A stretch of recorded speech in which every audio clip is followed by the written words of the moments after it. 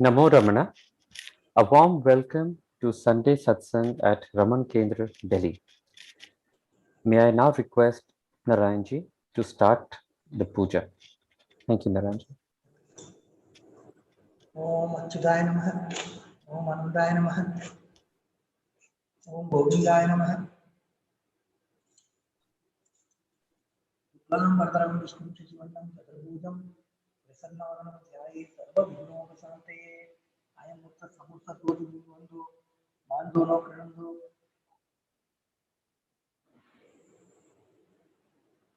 तदेव लग्नं सदिनं तदेव ताराबलं चन्द्रं तदेव विद्याबलं देवबलं तदेव लक्ष्मीपते तेन्द्रेव परामि।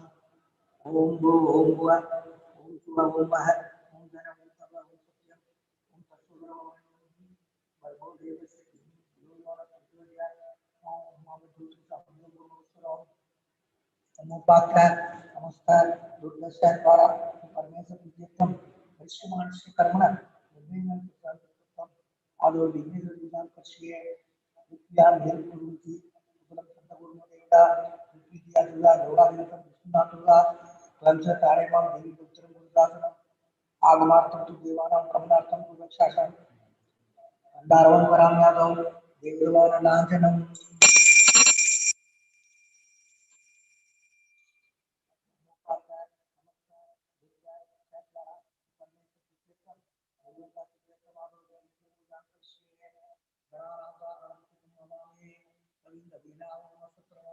ज्येष्ठराजं ब्रह्मणा ब्रह्मणस्पते आनुष्ठुश्रीकामरम् अस्मिन् लक्षाबिन्दे महागणपतिं ध्यायामि महागणपतिम् आवाहयामि। ओम महागणपतिये नमः समं समर्पयामि। ओम महागणपतिये नमः अर्घ्यं समर्पयामि। ओम महागणपतिये नमः पाद्यं समर्पयामि। ओम महागणपतिये नमः स्मरणं समर्पयामि। ओम महागणपतिये नमः औपचारिकस्नानं समर्पयामि। ओम महागणपतिये नमः स्नानानन्तरम् आत्मनियं समर्पयामि। ओम महागणपतिये नमः वस्त्रदानं अक्षतां समर्पयामि। ओम महागणपतिये नमः इन्दोरीदानं अक्षतां समर्पयामि। ओम महागणपतिये नमः गंधा धारयामि समर्पयामि।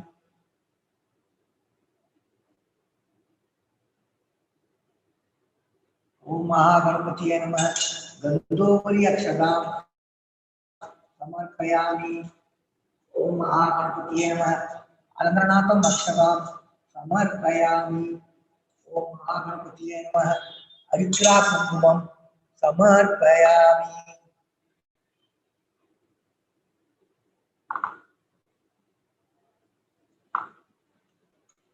ओम महागणपतिये नमः पुष्पै पूजयामि।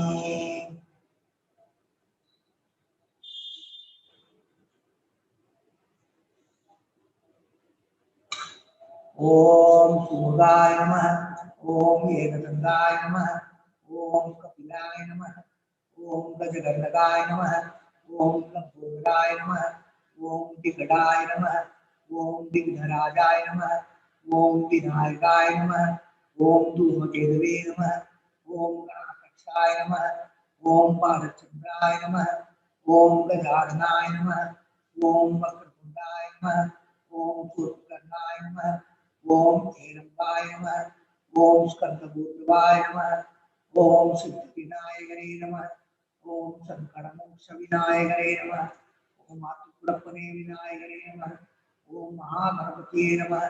नानाविधपरिमलपत्रपुष्पाणि समर्पयामि। धूपार्थं समर्पयामि।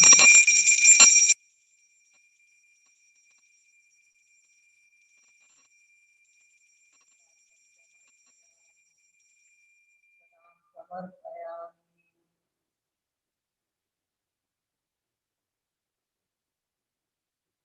ओम भूर्भुवस्सुः तत्सवितुर्वरेण्यं भर्गो देवस्य धीमहि धियो यो नः प्रचोदयात्। देवसंज्ञा सत्यं करुणेन प्रसन्नामि अमृतस्व अमृतस्वा ओम प्राणाय स्वाहा ओम अपानाय ज्ञानाय स्वाहा उदानाय स्वाहा समानाय स्वाहा मृदुनाय स्वाहा। महागणपतिये नमः महागणपतिये नमः महागणपतिये नमः। पुरगंड कर्कट गोशीरं निवेद्यं समर्पयामि मध्ये मध्ये पानीयं समर्पयामि अमृतोपता पुत्रामृतं समर्पयामि कर्पूरं समर्पयामि।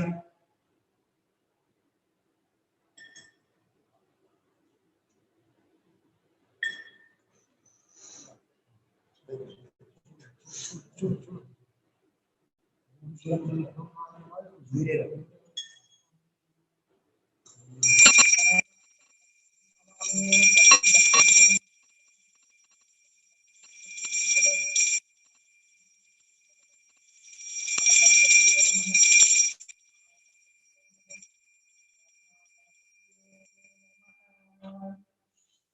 समर्पयामि नीराजनं समर्पयामि नीराजनानन्तरम् आसमन्यं समर्पयामि। हरि ओम हरि ओम हरि ओम। ओम प्राणाय स्वाहा वाणाय स्वाहा ज्ञानाय स्वाहा उदानाय स्वाहा समानाय स्वाहा मृदुनाय स्वाहा। महागणपतिये नमः महागणपतिये नमः महागणपतिये नमः।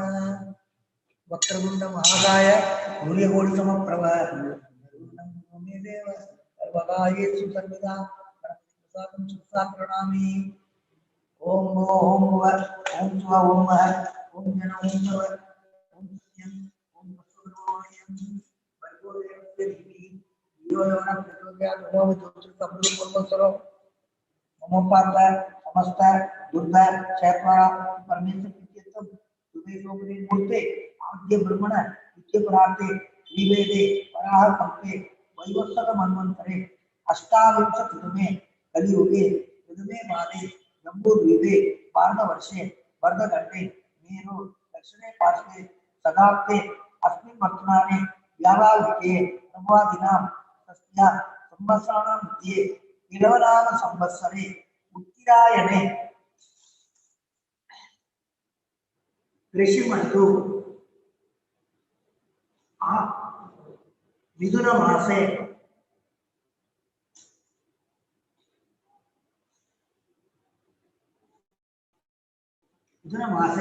शुक्लपक्षे चतुर्थ्यां शुभतिथौ भानुवासयुक्तायां पुष्यनक्षत्रयुक्तायां शुभनक्षत्र शुभयोग शुभकर्ण एवं विशेषेण विशिष्टायाम् अस्यां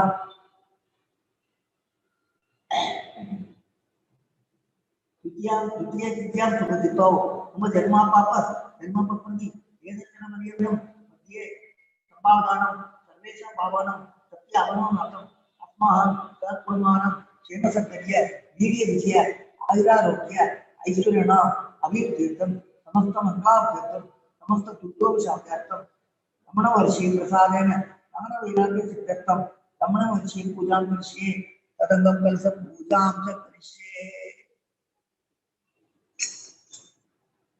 विघ्नेश्वर मेधास्थान प्रतिष्ठा व्याधि ओमनाथे शिवाय पुनरागमनाय च करदस्य मुखे विष्णु कंठे रुद्र समादित्य मूले सत्र सत्र विद्वामती वंशोला कुशोपुर सागरासर में सत्यपुरा सुंदरा दिव्यदेव दिव्यदेव सामने गंगे के गोदावरी सरस्वती नर्मदे सिंधु कावेरी में अंधे सहिता धर्मे कथम प्रभाता आयत देव बुझातम दुर्गशकारगा तंबूरा सार्वतमो विष्णुना विष्णु करे देवे समुद्रे सर्वे पांजने नमोस्तुते देवो देवालय रुक्तो जीवो देवस्नानन अंधार निर्मालय स्वयं ने पूजे ओम सकल गुणात्मक शक्तियुक्ताय योग विलासने आधार शक्तिये नमः मूल प्रकृतिये नमः आदिवराय नमः आदि गुरुमाय नमः अनंताय नमः पृथ्वीये नमः आदित्यादि नवग्रह देवताभ्यो नमः दशदिक्पालेभ्यो नमः गुरु ब्रह्मा गुरु विष्णु गुरुदेव महेश्वर गुरु साक्षात् परब्रह्म तस्मै श्री गुरवे नमः।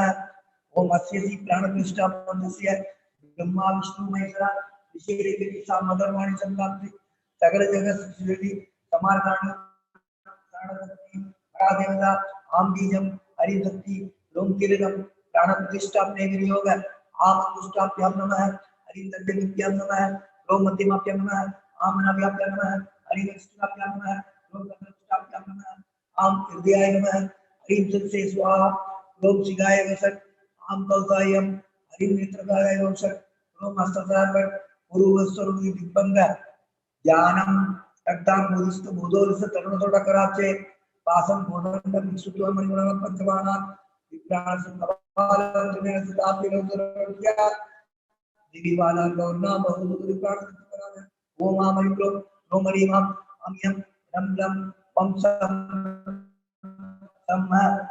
सोहम सोमं स अस्यामुतो जीवतिष्ठदो अस्यामुतो सर्वेन्द्रियाणि वाङ्मनस्वस्य दिव्या प्राणवाक् पाणिपाद आयुष्टानि या कस्ति स्वस्ति सुगम सुगम दृष्टं दुष्वाहा ओम अस्य श्री प्राणप्रतिष्ठामकस्य ब्रह्मा विष्णु महेश्वरा ऋषिरेकेति सामधर्माणि संनाम्नि सकल जगत् सृष्टि सम्मार्गाण प्राणशक्ति परादेवता आम्बीजं हरिं शक्ति लोमकीलकं प्राणप्रतिष्ठापने विनियोग आमंगुष्टाभ्यां नमः हरिं दर्शनीभ्यां नमः लोम मध्यमाभ्यां नमः आमनाभ्यां नमः हरिं वरिष्ठाभ्यां नमः लोम कटलपुष्टाभ्यां नमः आम हृदयाय नमः हरिं सत्से स्वाहा लोम शिगाय वसत आम कौसायम हरिं नेत्रदाय वसत लोम मस्तकाय पुरुवस्वरूपी दिग्बंध असुनीवे पुनर्स्मात् सत्संग प्राणमे योगम योगस्य में सूर्य मुचंद्र विद्यागणेशति ओम आवायो भव सत्ताभिदो भव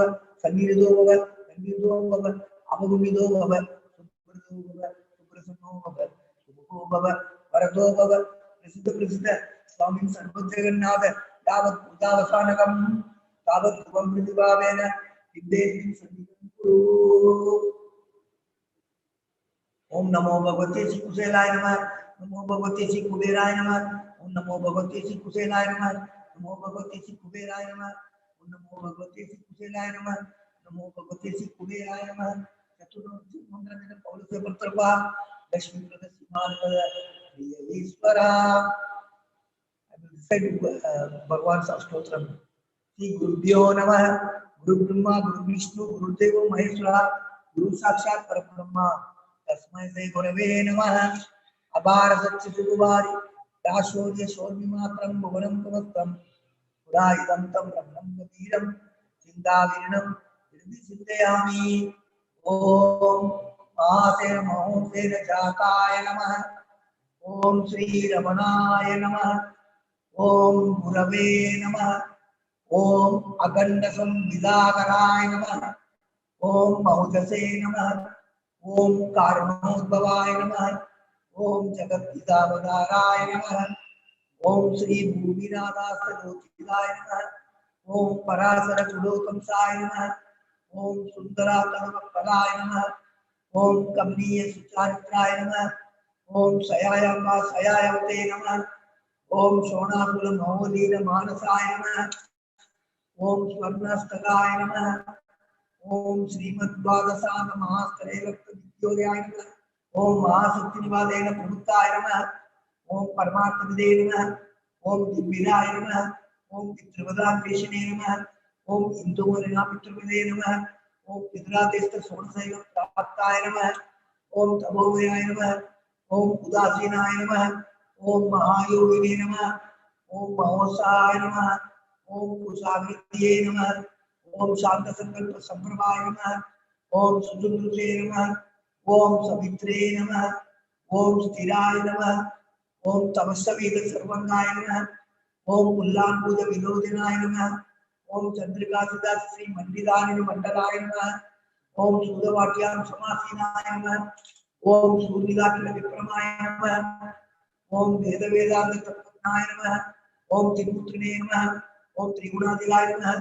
ओम विरूपाक्ष गुहावासाय नमः ओम विराजित सदाकृते नमः ओम उद्दीप्तनयनाय नमः ओम पूर्णाय नमः ओम रसिदास तांडवाय नमः ओम गंभीराय नमः ओम परमाचार्याय नमः ओम सुब्रह्मण्याय नमः ओम अभयप्रदाय नमः ओम दक्षिणासीनिमाय नमः ओम धीराय नमः ओम दक्षिणाभिमुखाय नमः ओम स्वरादे नमः ओम महर्षिये नमः ओम भगवते नमः ओम ईट्याय नमः ओम भूम विद्या विशारदाय नमः ओम विमलाय नमः ओम दीर्घदर्शने नमः ओम आप्ताय नमः, ओम गजमार्ग प्रदर्शकाय नमः, ओम समत्रुसे नमः, ओम सत्यत्रुसे नमः, ओम सत्याय नमः, ओम प्रसादाय नमः, ओम अमित विक्रमाय नमः, ओम सुकुमाराय नमः, ओम सदानंदाय नमः, ओम मृदुवासिने नमः, ओम दयार्णवाय नमः, ओम श्री सोनासुर युगपूत स्कंदासम देवनाय नमः, ओम सद्दर्शनोपदेष्टवे नमः, ओम सद्भक्त वृंद परिपूर्णाय नमः, ओम गणेश मुनि प्रिंगेन सेविता सरोवाय नमः, ओम गीतोपदेश सारादि ग्रंथ संसिन्न संशयाय नमः, ओम वर्णाश्रम मुदादिदाय नमः, ओम रसज्ञाय नमः, ओम सौम्याय नमः, ओम आत्मवदे नमः, ओम सर्वावधि मनस्तानां आराध्याय नमः, ओम सर्वसद्गुणे नमः, ओम आत्मानामाय नमः, ओम महाभागाय नमः, ओम मातृमुक्ति विधायकाय नमः, ओम धीरदाय नमः, ओम विरुदाय नमः, ओम विप्राय नमः, ओम इंद्राय नमः, ओम भावभूतवराय नमः, ओम दर्शनादक सम्माने नमः, ओम मौनेन स्वप्नबोधकाय नमः, ओम नित्यादिकर्षादित्याय नमः, ओम स्मरणानंद मोचकाय नमः, ओम अंधस्वीर झंडांशवे नमः, ओम संसारानंद तारकाय नमः,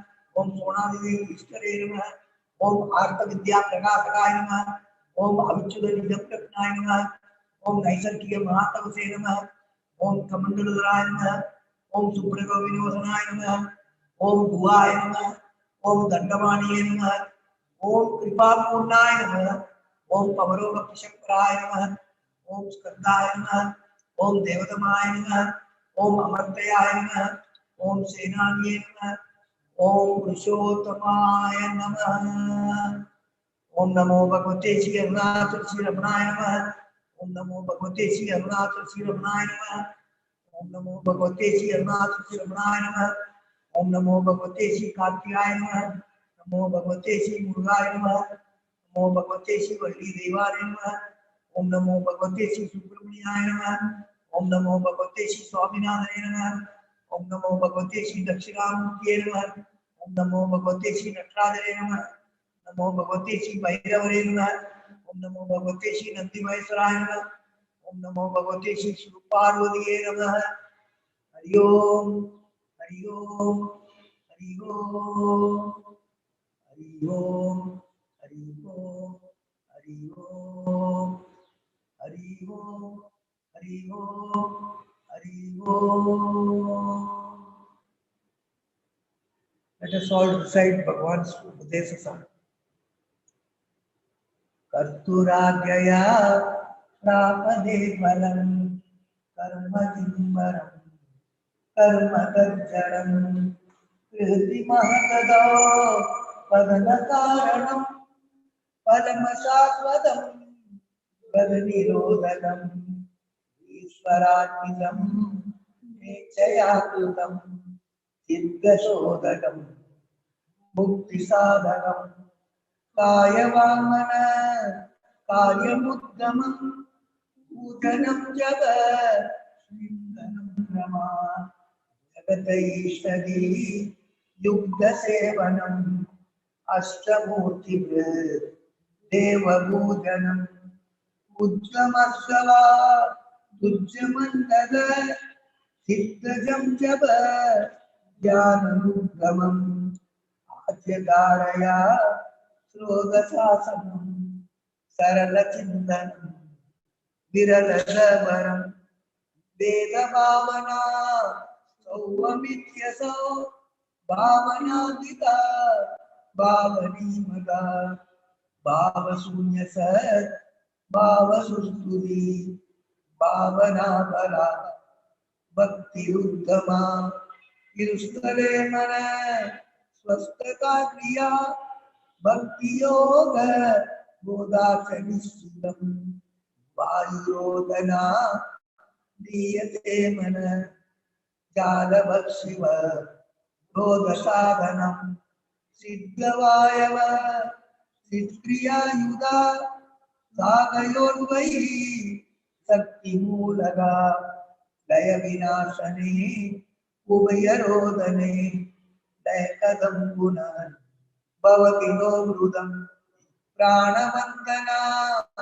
दीनमानसं एकचिन्तना दासमेत्यद नष्टमानसो पृष्ठयोगिन दृष्ट्यमस्ति स्वस्तिलं यद दृश्यवारिदं सिद्धमात्मन सिद्धदर्शनं तत्त्वदर्शनं मानसं तुगिं मार्गणे हृदे नैव मानसं मार्गाजवात् वृद्धयस्त्वहं वृद्धिमाश्रिता वृद्धयो मनो विद्यां मन अहमयं कुतो भवति चिन्वत ऐपदभ्यां निजविसारणम् अहमिनाशवात् यमहं तया स्फुरतीरस्वयं परमपूर्णस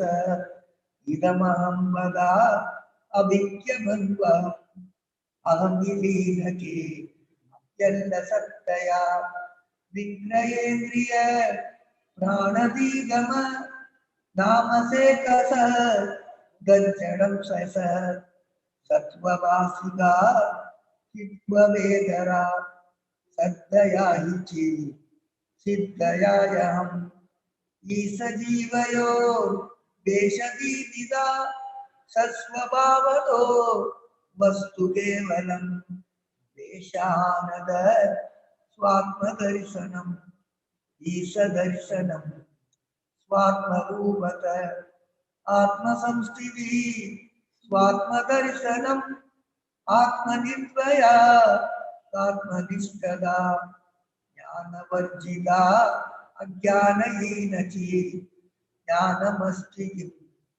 ज्ञातुमन्तरं किं स्वरूपमे आत्मदर्शने अव्यया भवा पूर्णसिद्धुकं बन्धं यदि कम्बरं सुखं विन्ददीयै वस्तुदैकिल अहमवेदकं निजविवानकं महति तं तवो रमणवादियं महति तं तवो रमणवादियं महति तं तवो रमणवादियम्.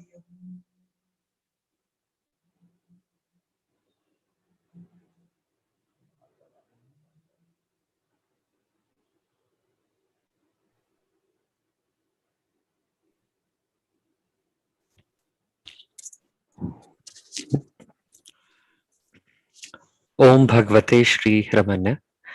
A warm welcome to the Sunday Satsang with Raman Kendra Delhi. Continuing the question answer session with Mr. Michael James, we would request him to take up the pending questions. And in fact, as we speak, we are beginning to receive more questions on the YouTube channel. So, Michael, I will request you to take over. But before that, just a quick background of Mr. Michael James. Mr. James started his spiritual journey at Tiruvannamalai during his visit to India in 1976. He stayed there for over 20 years and had a long friendship and association with Sri Sadhu Om and assisted him in translating Guru Vachakakovai, Nanyar, Ulladu, Narpadu, and other works of Bhagavan into English.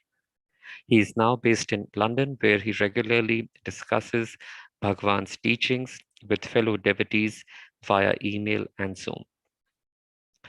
Michael, may I please request you to take over the pending questions, and I'll continue to feed you the new questions as we receive. Namo Ramana. Namaskaram. I've already got 12 questions, so I don't know whether I'll be able to, how many I'll be able to get through today, but I will start with the questions that are directly related to the practice of self-investigation. The first question is, Sushil Motwani asks, during self-inquiry, is it right to keep repeating I as a kind of japa, or should it be who am I or whence am I? To answer the first part of the question, Bhagavan has suggested that But as an aid to self-investigation, to repeat the word I, this is particularly useful at the early stages when we are less familiar with the practice. That is, the practice of self-investigation is just being self-attentive. In other words, attending to nothing other than ourselves. But because we are used to attending to objects, and ourself is not an object, we are a subject. So we are shifting our attention away from all objects back towards the subject. The subject obviously is much more subtle than objects. So because we are used to attending to objects, for many people, it's difficult to, for many people, it seems difficult to grasp at first what is meant by being self-attentive. So to help people become familiar with self-attentiveness, Bhagavan suggested repeating the word I.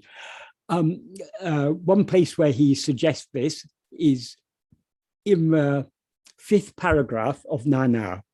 What he says in the earlier sentences of this paragraph are, whatever it is that rises in this body as I, that alone is the mind.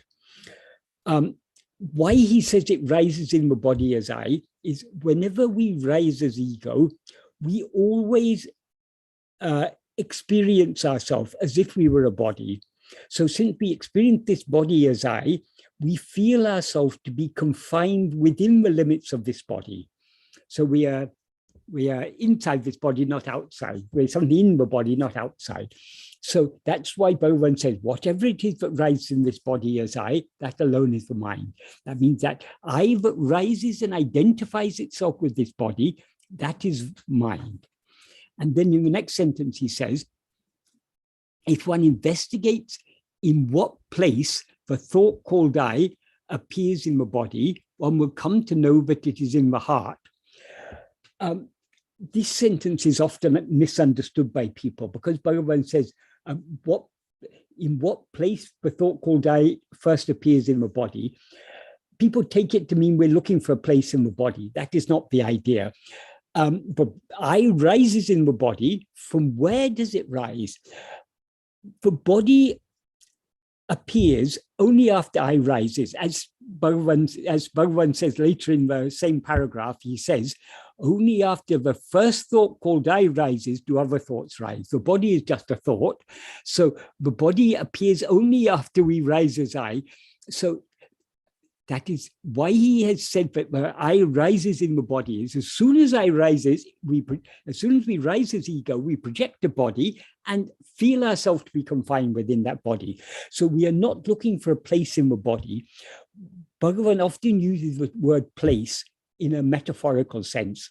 So when he says in what place the thought called I rises, he's not talking about a place in time and space. He's talking, it's a metaphor for the source, or from what did this thought called I rise? The thought called I is ego. And from where do we rise as ego? Only from ourselves, because prior to the rising of ego, nothing other than ourselves, nothing other than our real nature exists. So when he asks us to investigate in what place the thought called I first appears in the body, he's asking us to investigate ourselves, who are that from which we rise as ego. That is, in sleep, we alone exist, nothing other than ourself exists. In waking and dream, we rise as ego. So from where do we rise? There's nothing other than ourselves from which we could rise. So the place from which we rise is our real nature, Swarupa. So what he means here when he says, if one investigates in what place the thought called I first appears in the body, he means if we investigate our real nature.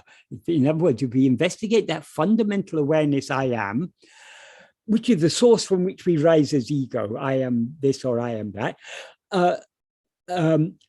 one will come to know that it is in the heart.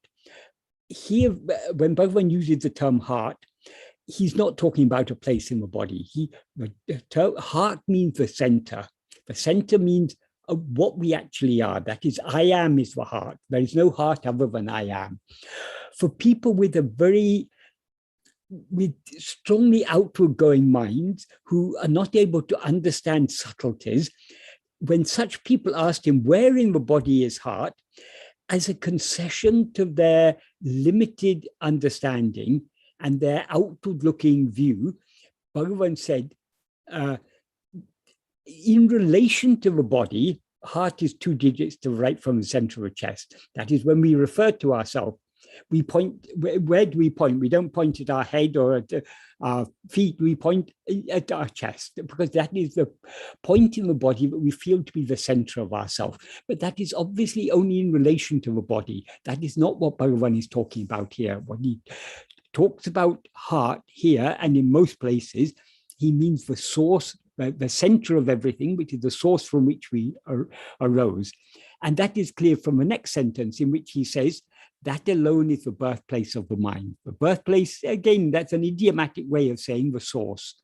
So from where did this mind rise? Only from ourselves, from the very core of ourselves, from what we actually are. That is from I am. What he's recommended, what he's talking about in these first 3 sentences, investigating ourselves, investigating I am. That's the implication. Then in the 4th sentence, he says, even if one continues thinking I, it will take and leave one in that place. Again, place here doesn't mean a place in time and space. It means heart, the center of ourselves. So what he is suggesting here, and he says, even if, so this isn't the main practice, but this is an aid to the practice. Even if one continues thinking I, that is what he says in Tamil is, Nan Endru Karati Kondirandal Kondirandalum Kuda. Kuda means even if one goes on thinking. So this is a concession to people who aren't able to grasp what is meant by being self-attentive, investigating the core of ourselves, the heart of ourselves. He said, even if one goes on thinking I, it will take and leave one in that place. Why he recommends this? When we mention any word, every word refers to something. If, for example, I say mango, it refers to a certain object. So when I say mango, what does the word mango, what does it bring to your mind? It brings the thought of a mango to your mind. If I say running, it brings running is an action. It brings that action to your mind. So every word refers to something. So when we think I, we shouldn't exactly do it like japa, because japa is just a mere repetition. But this we are not. It's not. The idea isn't to repeat I continuously. The idea is to think in our mind, think the word I, and try and see what this word is referring to. Just like the word mango refers to a certain type of fruit, the word I refers to something within us. That is that fundamental awareness of our own existence. That's what the word I refers to. In other words, I is the pronoun that refers to ourselves. So to draw our attention to ourselves, Bhagavan suggested that we can think I. It's not necessary to continue doing it as a japa, even just a few times, slowly and contemplatively, trying to see or trying to be aware of that which is denoted by the word I, namely ourselves. So this is an aid to bring our attention to ourselves. But the actual practice of self-investigation is not merely repeating the word I, it is attending to ourselves, being self-attentive. And though repeating word I a few times may be helpful at first, it can't take us very deep, because so long as even the slightest attention needs, even to the slightest extent, on anything other than ourselves, we're not going very deep within. So though the word I refers to ourself, it's still a word, it's a thought. So it's something other than ourself. The word is something other than ourself. What it refers to is ourself. That is why in verse 29 of Uludu Napadu, Bhagavan begins by saying, Nanendru Vayal Naviladu, without saying I by mouth. By mouth here implies both the physical mouth and mentally. It implies it's a metaphorical way of saying mentally, because just like we've got a bodily mouth, we've got a mental mouth. That is, we often think in words. So that we are, so to speak, the mind is talking. So that's the mental mouth. So not saying I by mouth doesn't mean we shouldn't just physically say I. We shouldn't be, our attention should not be on the mere word I. What we need to investigate, he explains very nicely, ul al manatal, ul al manatal, by the inward sinking mind, nan endru engu undum. Where does this I rise? Enanadale, investigating where this I rises. He's not saying ask where this I rises, investigating where this I rises. That alone is jnana neri, the path of jnana.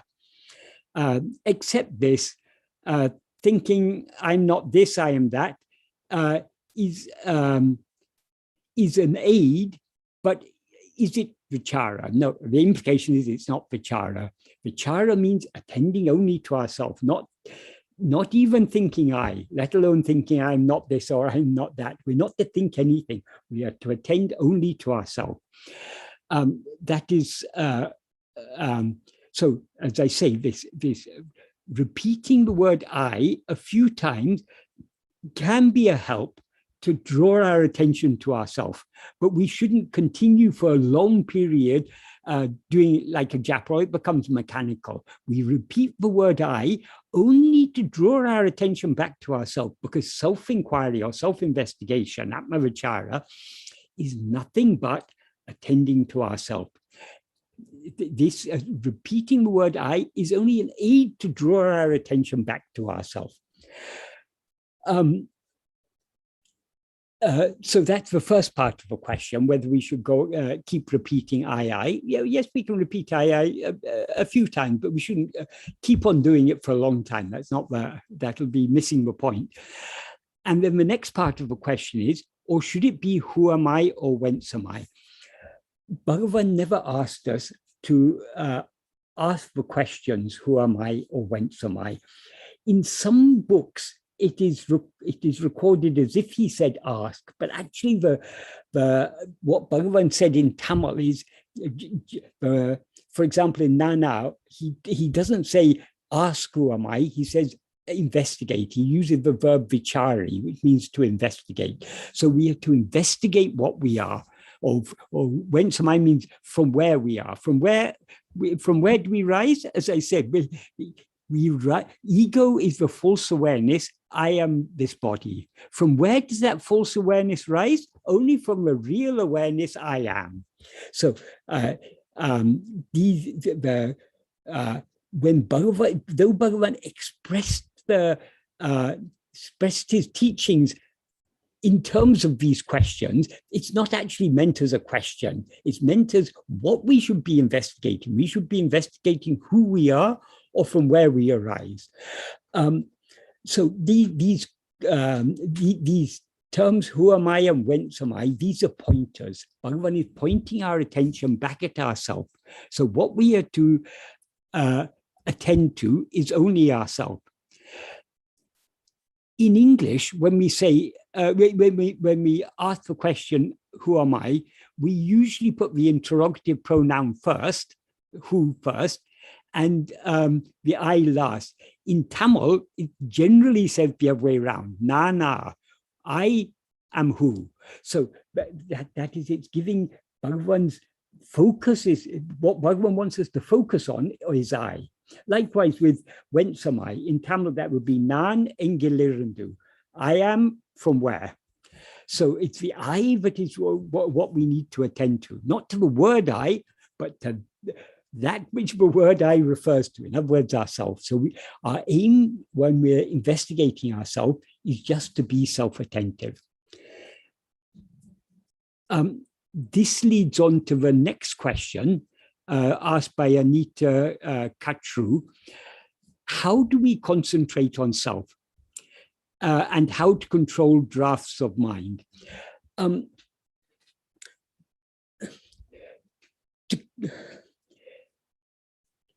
Asking how do we concentrate on, or more than concentrate, I think a more appropriate term is attend to, but it more or less it means the same thing. How do we attend to ourselves?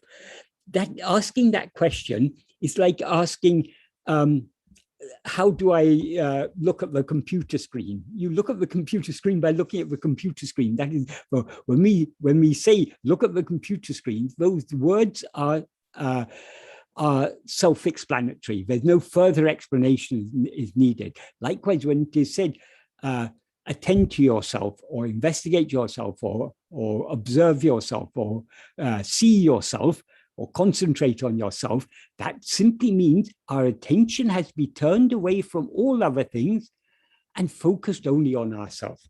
So the reason people ask questions like, nobody would ask, how do I look at the computer screen? Because we know why people ask questions like, how do I attend to myself or how do I concentrate on myself, is because, as I said earlier, we are used to attending to objects, things other than ourselves. All objects are visesha. Visesha means they've got distinguishing features. So we can distinguish one object from another.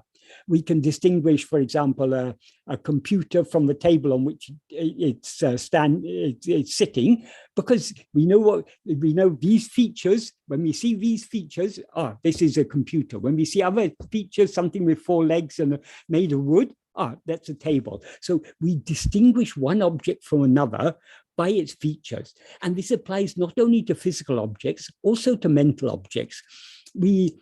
So many thoughts and feelings and emotions and so on are going through our mind. We are able to distinguish one from another because of its distinguishing features. So every object, every phenomenon is visesha, that is, it has distinguishing features.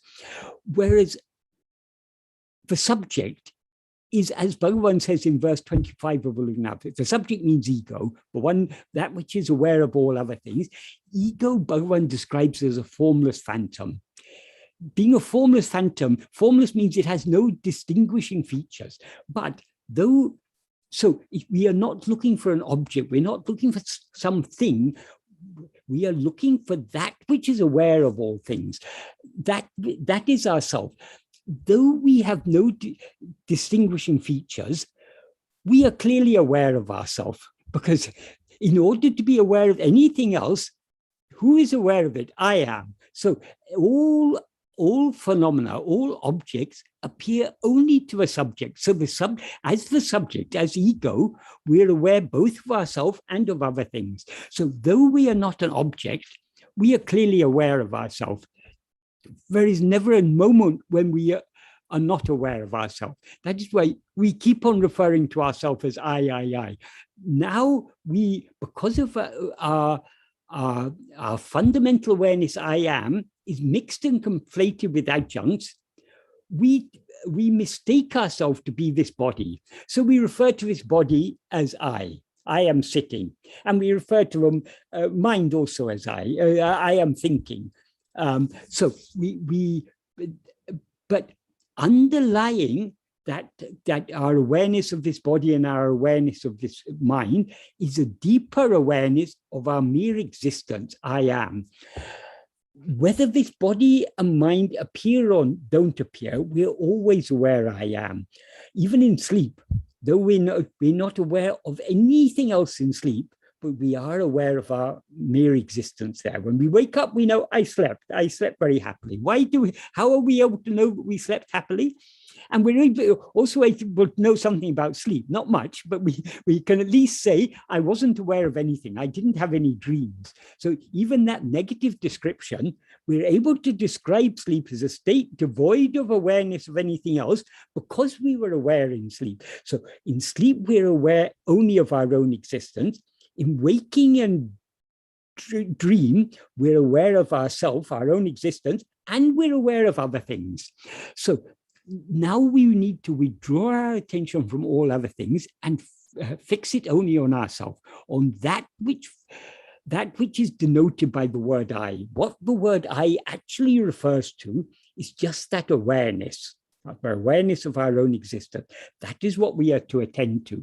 It is not an object, it's something much subtler than an object, but it's something of which we are clearly aware. Because we're clearly aware of it, we can attend to it or concentrate on it. But it is not, though we use terms like attend to and concentrate on, these are words that are designed to talk about attending to objects, concentrating on objects. This is a far subtler kind of attention. It's not like attending to an object. It is just being attentively aware of ourselves. That is, at every moment, we are always aware, I am. We're always aware of our own existence. But because of our interest in other things, we take our own existence for granted. Yes, we know I am, but there's nothing interesting about I am. So or it seems to us that there's nothing interesting about I am. So our attention is always going outwards to other things. So though we're always aware of ourselves, we are negligently aware of ourselves. Now we need to understand, after coming to Bhagavan and studying Bhagavan's teaching, we now come to understand, oh, this I am, which I thought was something very uninteresting, this is actually the most interesting thing of all. What am I? Who am I? So we become interested in trying to investigate what we ourselves actually are. And we can investigate what we are only by being self-attentive, only by keenly attending to ourselves or looking at ourselves. Now, obviously, we're not looking with our eyes, but it's a metaphorical way of saying it. We are trying to focus our entire mind only on ourselves, on that to which all other things appear. That's why Bhagavan often gave a pointer in the form of he often said, investigate to whom it appears. That is whatever appears, any thought or phenomena, whatever it may be, to whom does it appear? It appears only to me. That will bring our attention back to ourselves. So the only way to learn how to concentrate on ourselves, how to be self-attentive, is to try. Just like if you ask how to ride a bicycle, some basic pointers can be given, but the only way to actually learn to ride a bicycle is to get onto a bicycle and wobble and fall off and get up again and try again. And sooner or later, we get the hang of it. It's only by trial and error that we learn how to balance on a bicycle. Likewise, it's by trial and error that we learn to become familiar with this, with what is meant by the term self-attentiveness. Yes, practice is what is most important. The more we practice it, the clearer it becomes. What is meant by the term self-attentiveness or self-investigation becomes clear to the extent to which we try to attend to ourselves. Sometimes people used to ask Bhagavan, how do I practice this self-investigation? How do I investigate myself? Or how do I attend to myself?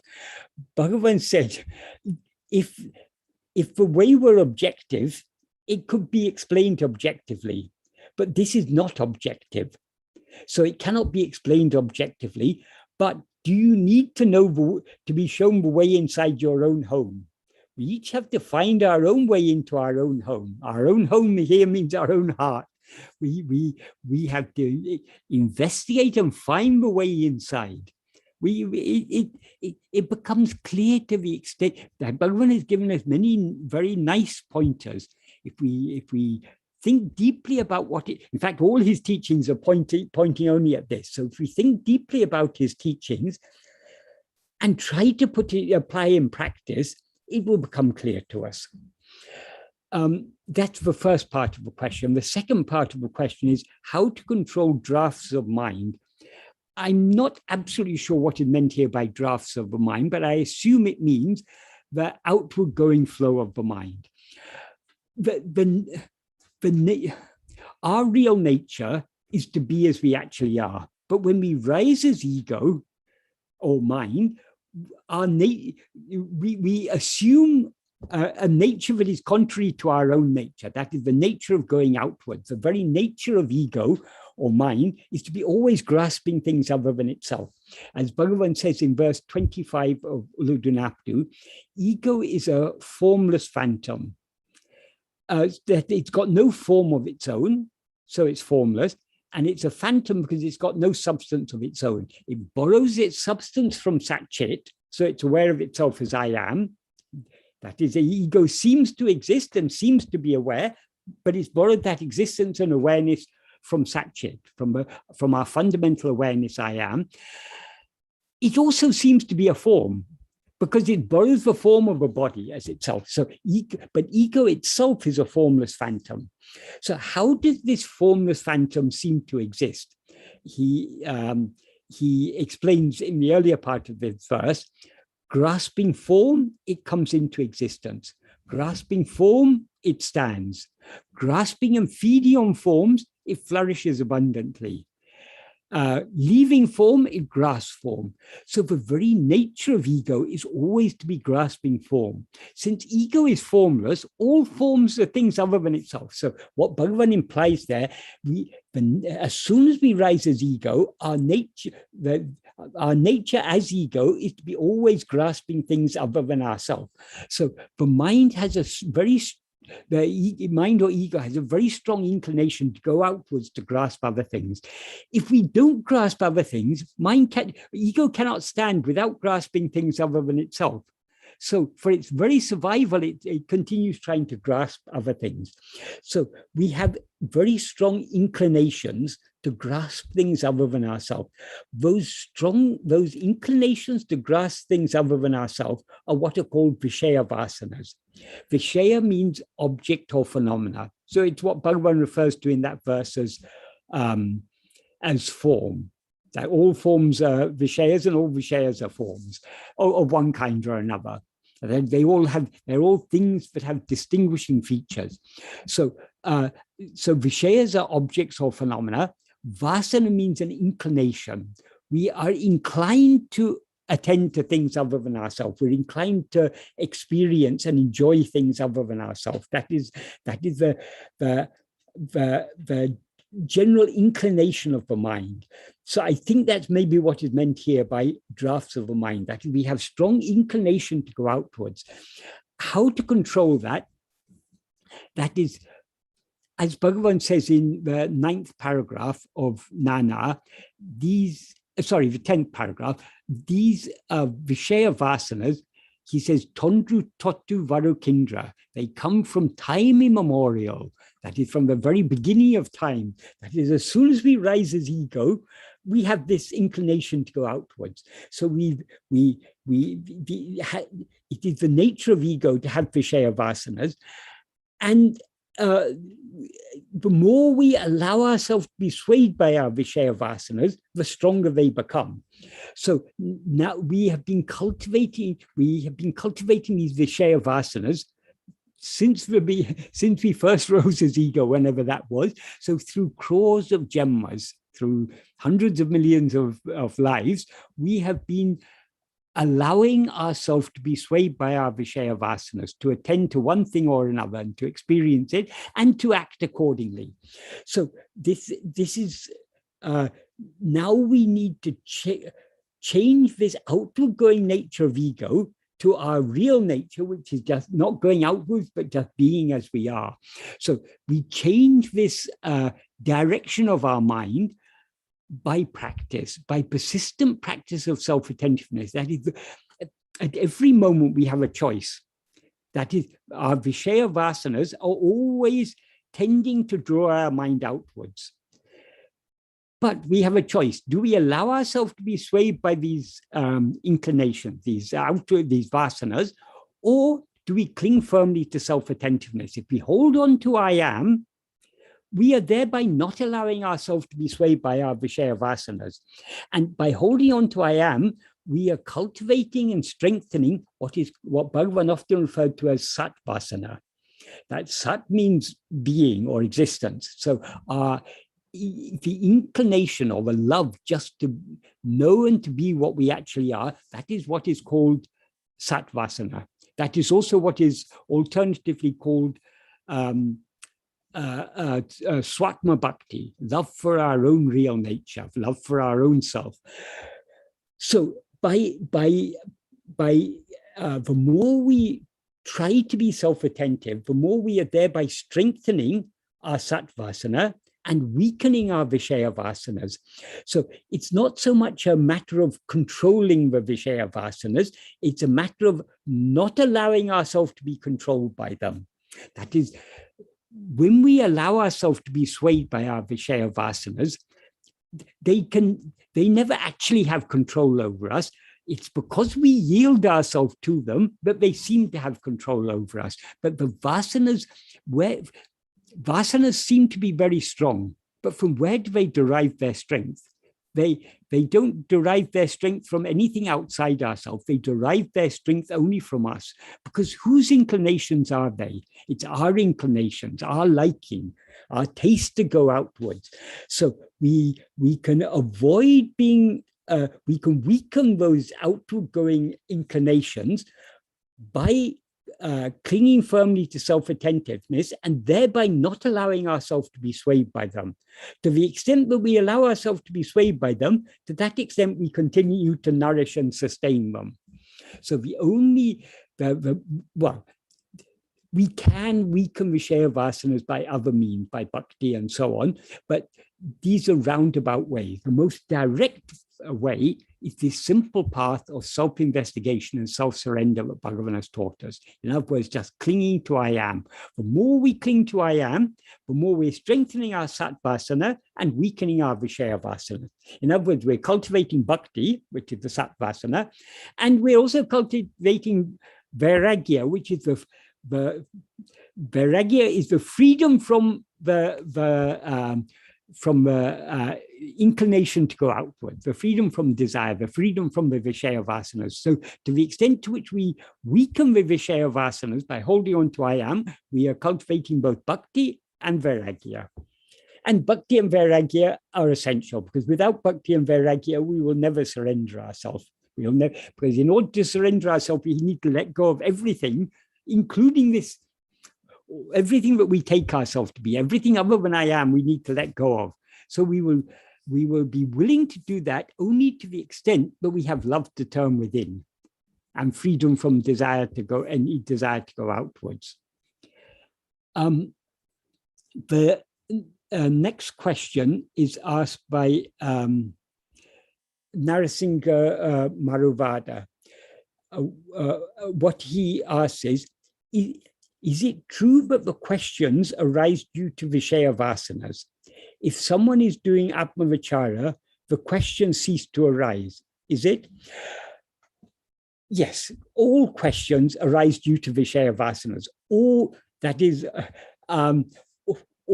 all phenomena, that questions are thoughts, and all thoughts, not only all thoughts, but all phenomena. That's Bhagavan used the term thought in a very broad sense. According to Bhagavan, this whole world is nothing but thoughts, because it's only our own mental impressions. There's no world existing out there. Just like in dream, we see a world, but that world doesn't exist apart from our perception of it. Likewise, this world doesn't exist apart from our perception of it. So this world is nothing but an impression we create in our own mind. It doesn't actually exist out there. So according to Bhagavan, everything is just thoughts, and all thoughts, the seeds that sprout as thoughts are our Vishaya Vasanas. So sometimes Bhagavan compared Vishaya Vasanas to the films, to the images on a film reel.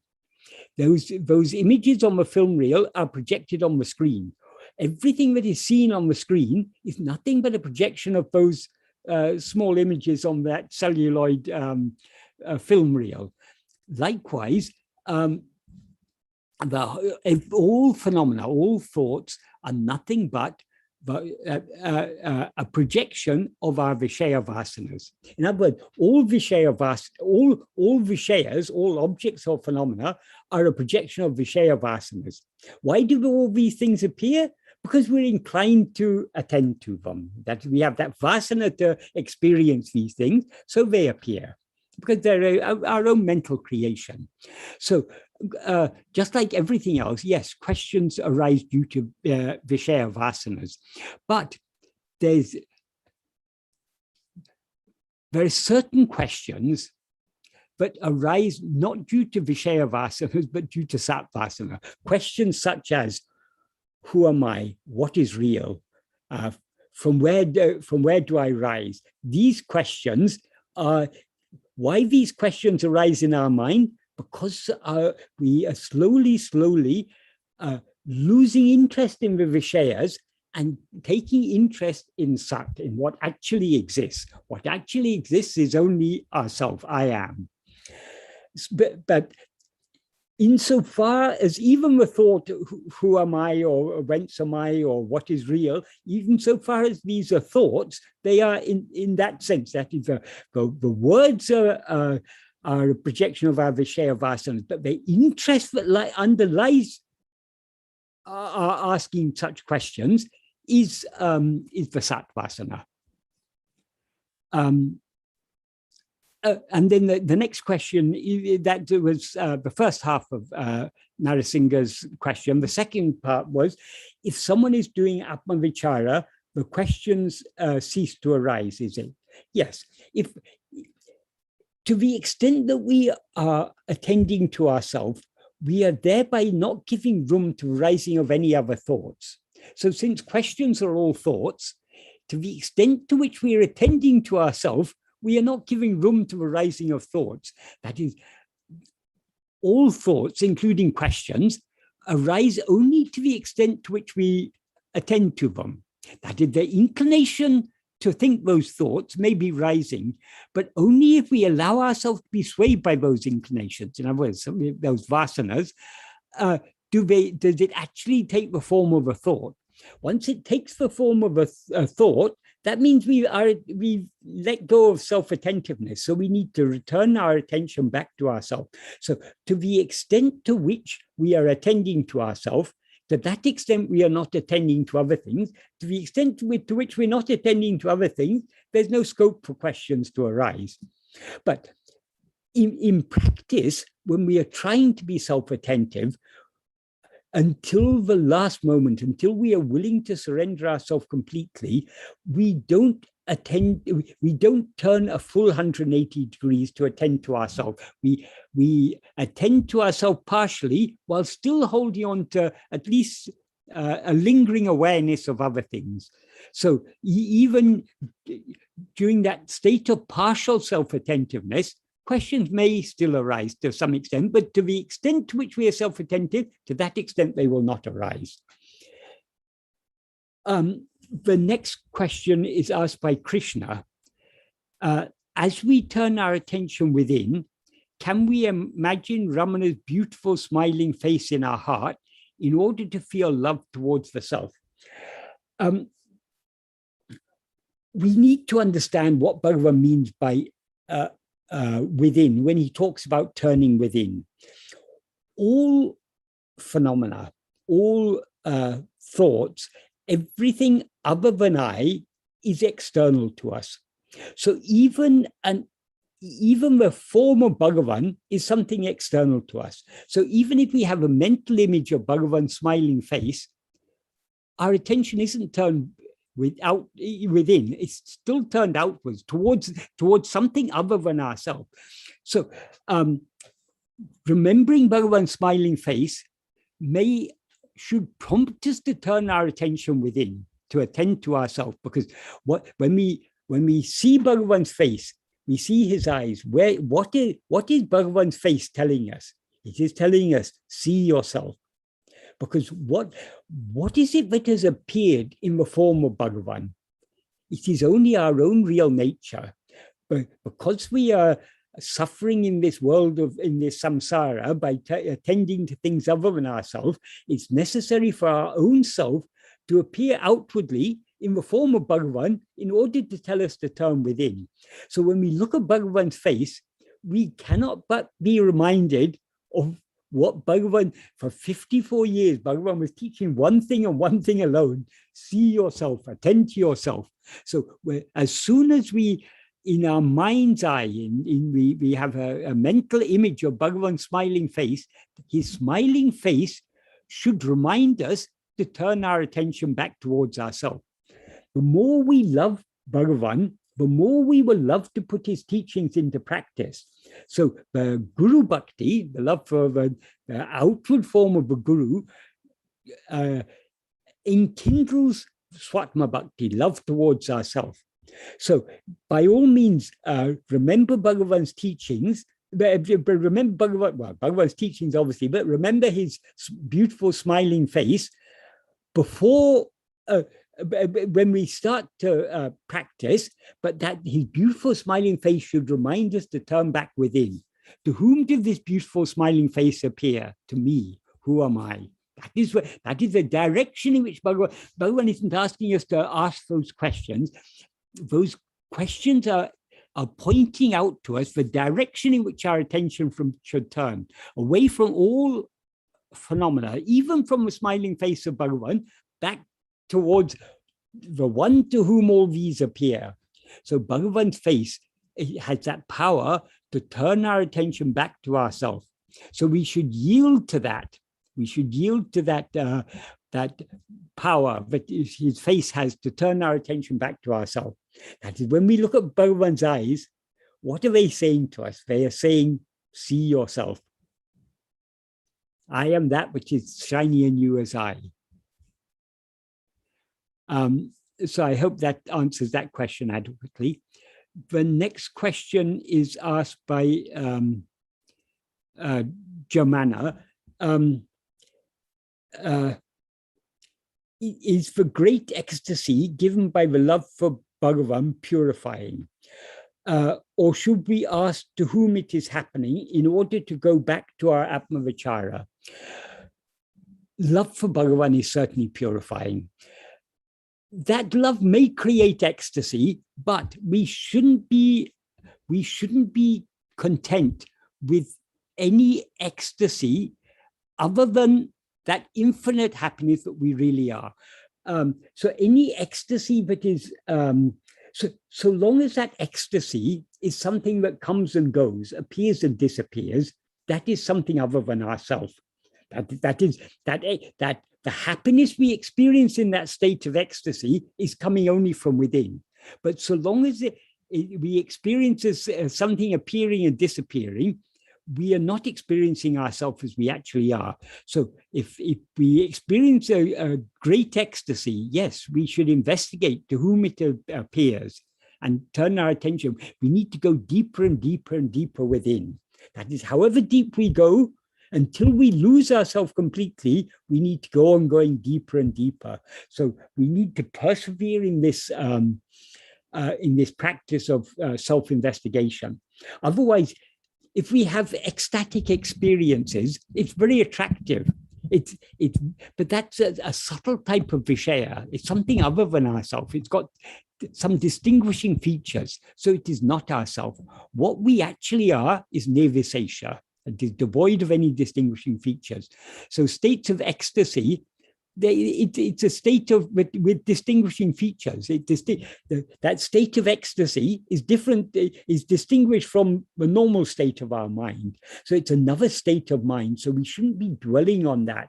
We should go deeper and deeper and deeper within until we lose ourselves in that infinite ocean of happiness that we really are. So we shouldn't allow ourselves to be distracted by any experiences that may occur along the way. Bhagavan says in verse 20, I think it is, of Uludanapadu,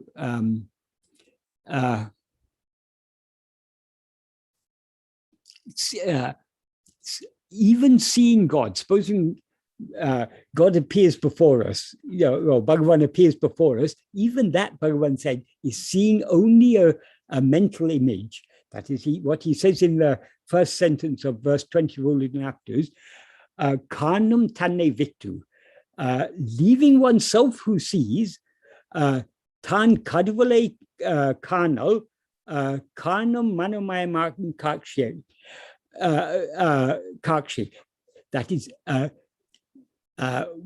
leaving oneself. That means instead of seeing oneself, seeing God is seeing only a mental image. So the real Ramana Darshanam is only Swarupa Darshanam. If we really want to see Bhagavan, we need to turn within to see him shining within as I am, not as a name and form, but as that fundamental awareness I am. That is the true form of Bhagavan.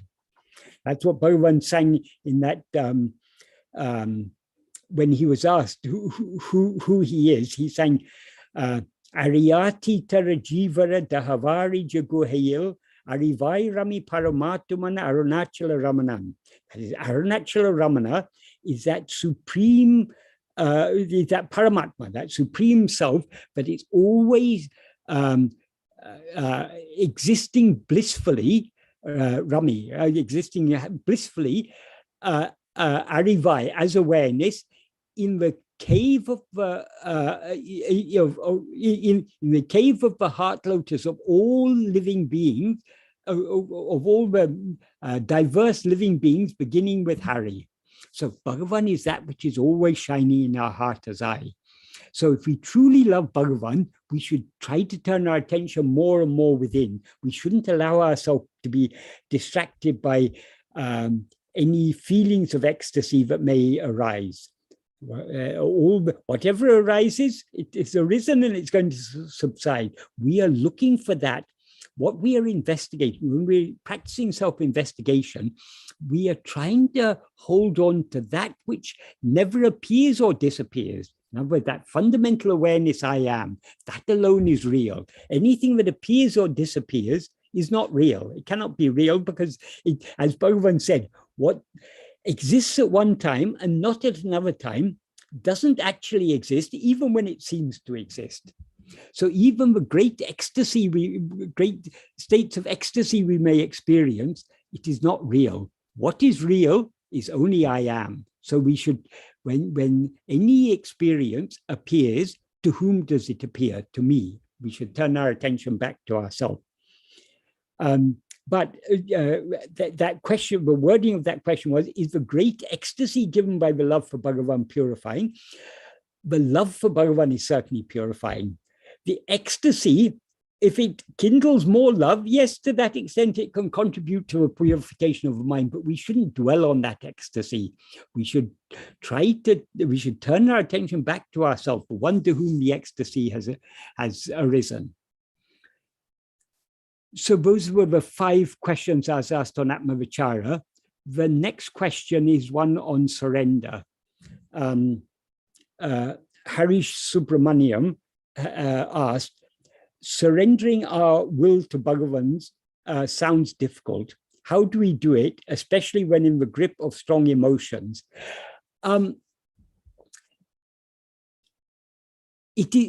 Whether surrender is difficult or easy, all depends on our willingness to surrender. If we are willing to surrender ourselves completely to him, there is nothing easier than surrendering, because we just let go of everything else and hold on only to I am. That is surrendering to him. There's nothing easier than that. It seems difficult to the extent that we are unwilling to do so. So the key to surrender is bhakti, love or the willingness to let go of everything and to hold only on to I am. Holding on to I am is the true bhakti, as Bhagavan often pointed out. So we will be willing to, we will find surrender easy to the extent to which we're willing to let go. Regarding the question, how do we do it? As I say, the key to surrender is bhakti, is the love to do it. We must be at the early stages of surrender. What is the first obstacle between us and Bhagavan? We want to surrender ourselves to Bhagavan, but it seems difficult to do so. Why does it seem difficult to do so? Because though we have a liking to surrender, we still have so much liking for other things. So we are not yet willing to let go. So our will, that is our Vishaya Vasanas, our liking to go outwards, that is what stands between us and surrendering ourselves to Bhagavan. So we first have to surrender our will to his will. In Arunachaya Patikam, verse 2, Bhagavan says, Ninishtam enishtam, your will is my will. Imbadaku, that is happiness for me. That is a very, very powerful clue Bhagavan gives us. That is, whatever happens is according to his will. That is, though we say, but though we call everything that we experience in this life, we say it is prarabdha, we need to understand what prarabdha is. Yes, prarabdha is the fruit of our past actions, but it is not just a random collection of fruit of past actions, but prarabdha is selected by Bhagavan in such a way that will be most conducive to our spiritual development. So whatever has been ordained in our prarabdha, though it is the fruit of our past actions, it is the fruit of our past actions selected by him. So it is his will.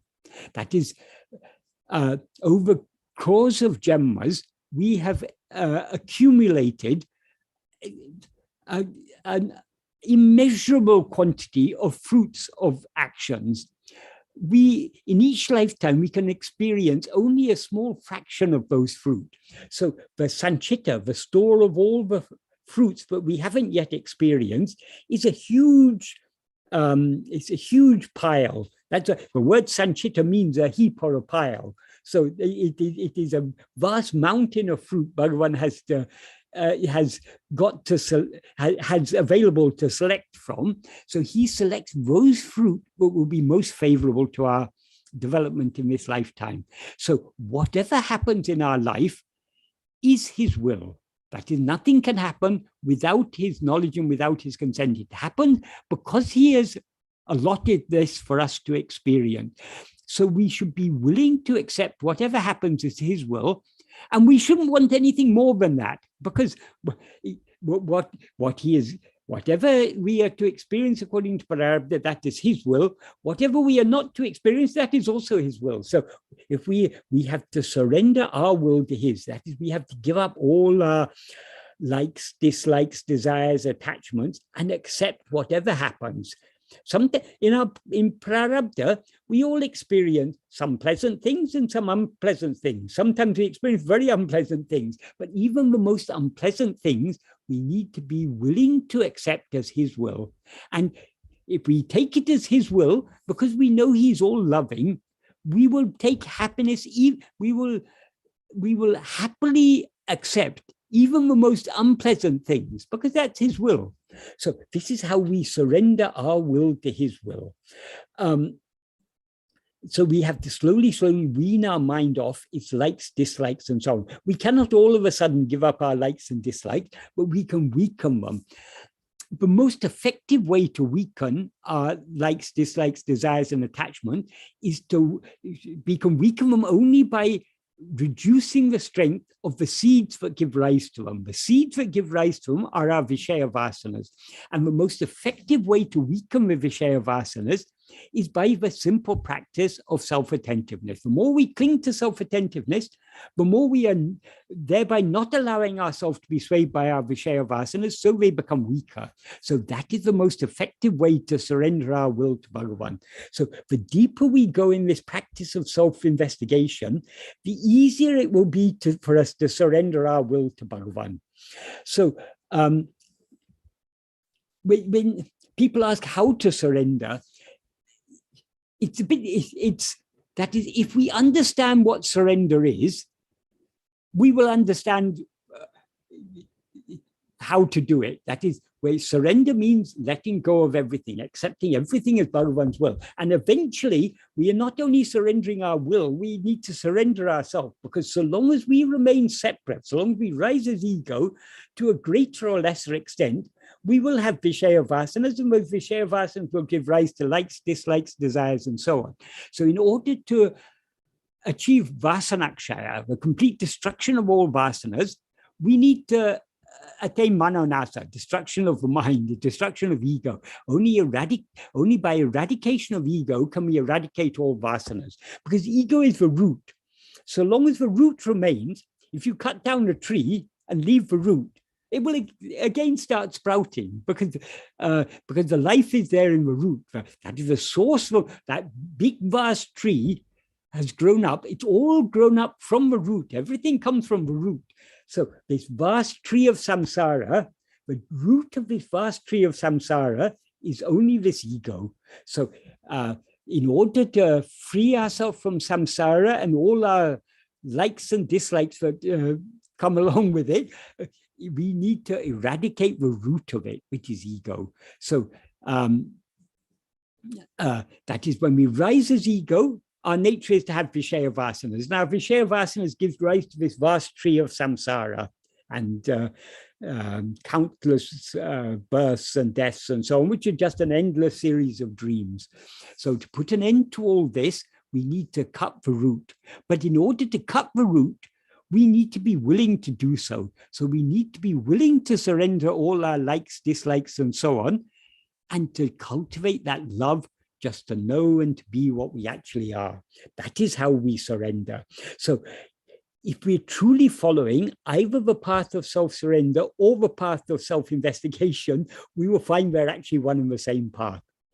Because in order to surrender our will, we need to cling to Bhagavan. What is Bhagavan? Bhagavan is that which is shining in our heart as I. Clinging to I is otherwise called self-investigation. So the practice of self-investigation and self-surrender are one and the same. As Bhagavan says in the 13th paragraph of Nana, he explains what it means to give ourselves to God. In other words, what is true surrender? I'll break the sentence down into I'll first deal with the main clause and then the subsidiary clause. The main clause of the sentence is Atmanishta Paranai Iripade Tanne Isanaku Alipadam. Atmanishta Paranai means being as one firmly established as oneself.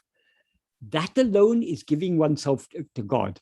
So how do we remain established as ourselves? That means Atmanishta implies being as we actually are, or remaining as Atmaswarupa. So how do we remain as we actually are? He explains that in the adverbial clause. What he says in the adverbial clause is Anma Chintane Tavira, Vera Chintane Kalambavataku Satram Idam Kadamo. That means not giving even the slightest room to the rising of any thought other than Atmachintana. Atmachintana literally means thought of ourself. It implies self-attentiveness. So the implication here is we need to be so keenly self-attentive that we thereby give no room to the rising of any other thoughts. By being so keenly self-attentive and not giving rise to any other thoughts, we are thereby remaining as we actually are, and that is giving ourselves to God. So in other words, what Bhagavan is saying in this sentence is, it is only by self-investigation that we can surrender ourselves completely.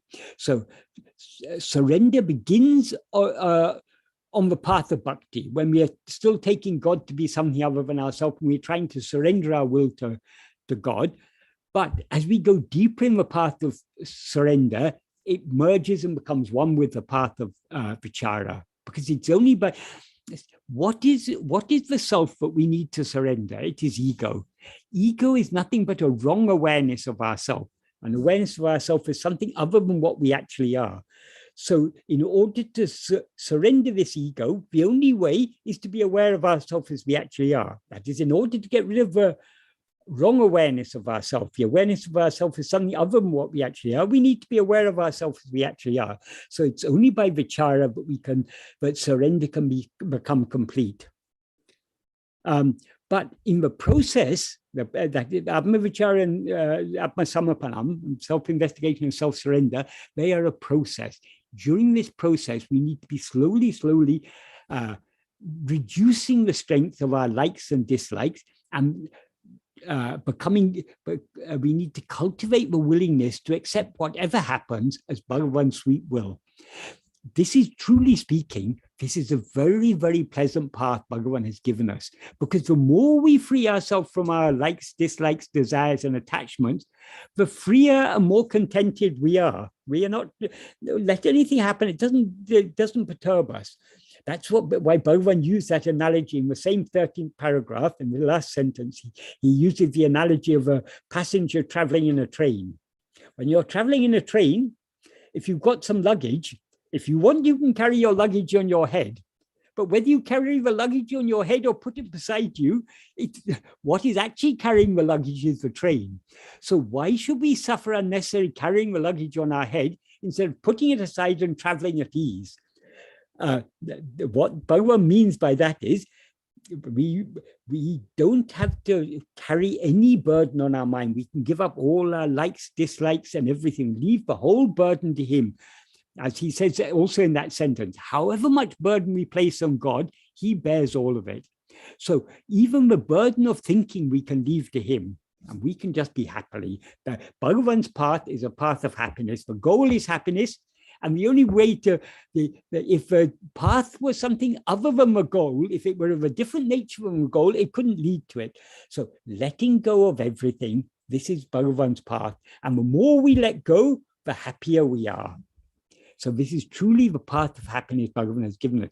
Once we begin to taste what a great relief it is to surrender ourselves even a little, we will be attracted to surrender ourselves more and more. So the love will grow, and the love will enable us to surrender ourselves more. So this path of self-investigation and self-surrender that Bhagavan has taught us, it is a very, very simple but also a very beautiful and blissful path. But what is the true sign that we are following Bhagavan's path? The happier we are, I'm not talking about superficial happiness, not the pleasures of life. I'm not talking about the deep inner contentment and happiness. The more deeply contented we are, the more we are letting go of everything and just being happily as we are, that is the sign that we're truly following Bhagavan's path. So if we feel miserable, we are not, that means we are allowing ourselves to be dominated by our likes and dislikes, and therefore not surrendering our will to him. If we give up our likes and dislikes, we will not feel miserable. We'll feel perfectly content with whatever may happen. So how to surrender ourselves? Begin surrendering, and it's a snowballing process. The more we surrender, the more we will be inclined to surrender, because we will taste the joy of surrender. We'll taste the relief of surrender. After a hard day's work, how nice is it at night to get into bed? Oh, but now I can relax. I'm relieved of everything. I can just fall asleep and all the worries can leave till tomorrow. What a great relief it is. Surrender is like that. The more we let go of things, the greater the relief. So this is truly a very, very pleasant path Bhagavan has shown us. I've still got, I've answered 6 of the 12 questions that were pending to be answered. Is there time for me to answer any more? Sure, Michael, you could possibly take up one or two more questions, and Okay. I think then we will try and conclude next time, because your previous Yeah. sessions are being missed by Yeah. devotees as well. Okay. So the next question, the next two questions are related to karma. Again, Harish Subramaniam asks, if a person is hungry and I give him food, is it my karma when I give him food, or is it my destiny? I think what he means here by is it my karma, is it agamya or is it prarabdha? I think that's a question. If everything we are to experience is ordained, is it not destiny to give the other person food? How is it my new karma? Then when is new karma created? That is, there are three instruments for action, that mind, speech, and body. These three, by whatever actions are done by any of these three instruments, we experience as actions done by us.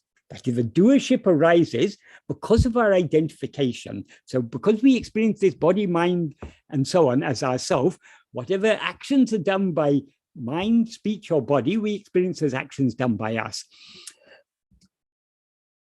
But there are two forces driving the actions we do by body, speech, or mind.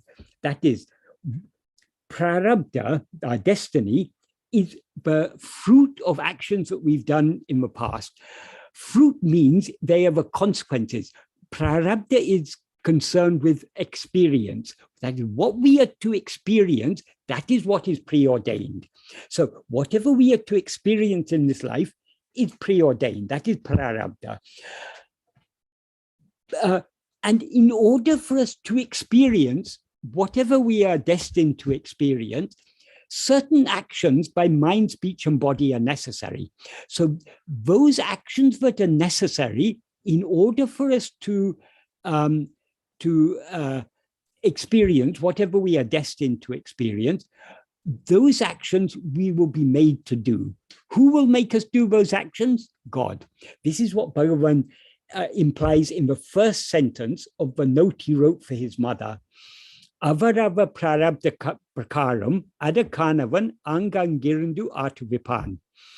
Avarava prarabdha prakaram literally means in accordance with their prarabdha. That means in accordance with the prarabdha of each person, adakanavan means he who is for that. That is referring to God or Guru, the one who ordains the fruit of action, the one who is allotted for prarabdha, and the one who is also responsible for making us act in such a way that we experience it. So he who is for that, adakanavan, angangirandu, being there, that means being in each place. That implies being in the heart of each one of us. Atuvipan, will make us dance. In other words, he will make us act. So whatever actions of body, speech, and mind are necessary in order for us to experience our prarabdha, Bhagavan will make us do. But that doesn't mean that all the actions we do by body, speech, and mind are driven only by Bhagavan. Because so long as we allow our attention to move away from ourselves, we are acting under the sway of our vasanas. So long as we are acting under the sway of our vasanas, that gives rise to thoughts in the mind. Thoughts lead to words and action. So our body, speech, and mind are being driven both by Bhagavan in order to ensure that we do whatever is necessary in order for us to experience by our prarabdha. It's also being driven by our vasanas, in other words, by our own will. Those, to the extent that any action is driven by our will, that action is agamya. Often, the things that we are destined to experience happen to be the things that we want to experience. That is, many of the things we experience in life are things we like, things we want. So the actions we do to experience those things are driven not only by prarabdha, well, it's not prarabdha, it's by Bhagavan. He's driving the actions in accordance with our prarabdha, so that we experience our prarabdha. So those actions are driven not only by him, but also by our will. because we want to experience that. So to take the example, you see a hungry person by the side of a road and you give him food. We can say, yes, that was quite probably in accordance with your prarabdha, that you were to give that food to that person at that time, and you were to experience the satisfaction of giving. But that's not the only reason why you gave. Why? You see a person hungry, and it pains you to see someone hungry. I mean, it's not nice to see another person suffering. So when we see suffering, we want to alleviate the suffering. We have a liking to alleviate the suffering because it's unpleasant for us to see suffering. So that action of giving him food may well have been driven by Bhagavan in accordance with prarabdha, but it was also driven by your own will. So our will and Bhagavan's will, both of these forces are driving our actions, and we cannot distinguish to what extent any particular action is driven by him and to what extent it's driven by our vasanas, by our will. So, but one thing we can be sure of, that is, whatever, we need not be concerned about prarabdha, because prarabdha has been preordained. So whatever we are to experience, we're going to experience it whether we want to or not. That's what Bhagavan says. Endrum naduvad, in the same note, the following sentences of that note, but Bhagavan wrote for his mother. In the next sentence, he says, Endrum naduvadadu, envichikanum naduvadu. What is never to happen will not happen, however much effort is made. The fact that he says however much effort is made means we are free to try to experience things that we're not destined to experience. But however much we try, we're not going to experience them. And in the next sentence, he says, Nadapadu entade seyenum niladu. What will happen will not stop, however much obstacle. So if we are destined to experience something, we can want to not experience it, we can try to not experience it, but however much we try to avoid that, it will happen. We cannot avoid it. So, and then he says in the next sentence, iduve tinnam, this is certain. Ahalin monamayira kenandu, therefore being silent is good. What does being silent mean? It doesn't mean just not acting, because the actions that we are destined to do, the actions that are necessary for us to do in accordance with our prarabdha will be made to do.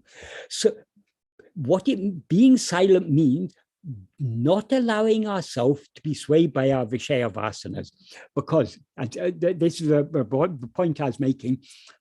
Whatever we are destined to experience, we will experience. Whatever we are not destined to experience, we will not experience. We cannot change that at all. So we need not be concerned about that because it's already predetermined. There's nothing we can do about it.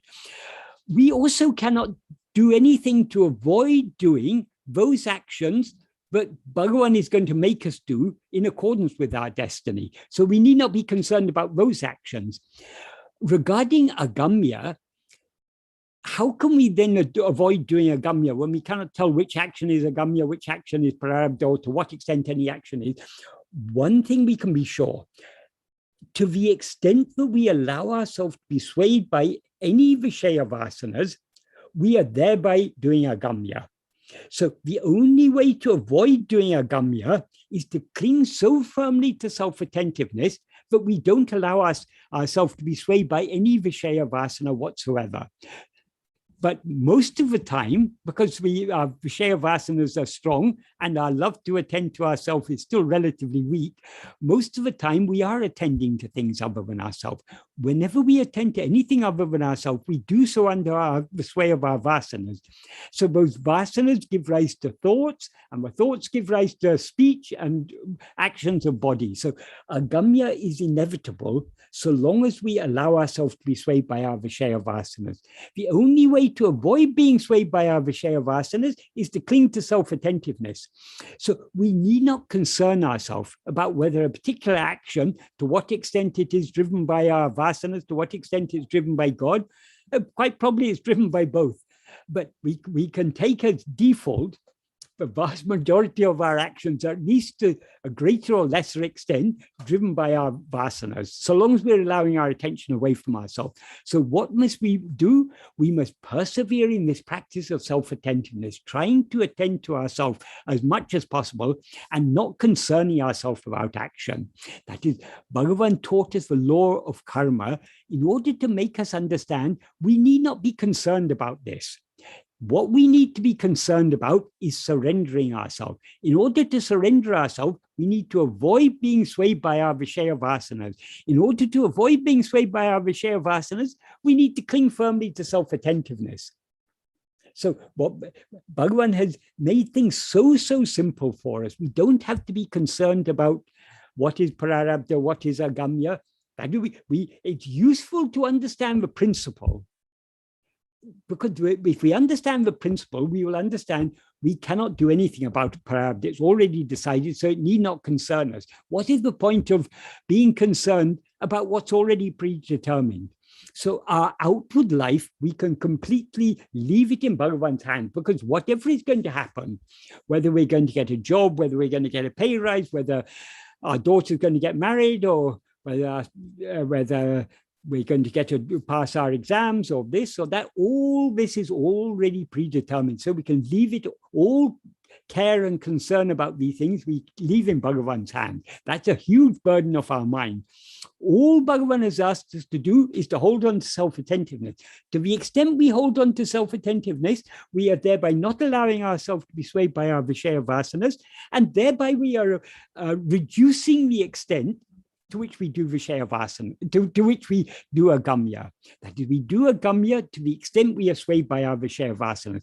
To the extent we hold on to I am, we are thereby not allowing ourselves to be swayed by our Vishaya vasanas, and therefore not doing agamya. It's as simple as that. So let us not worry about trying to break our head, trying to work out which action is prarabdha, which is agamya, and to what extent. Prarabdha means what we are to experience.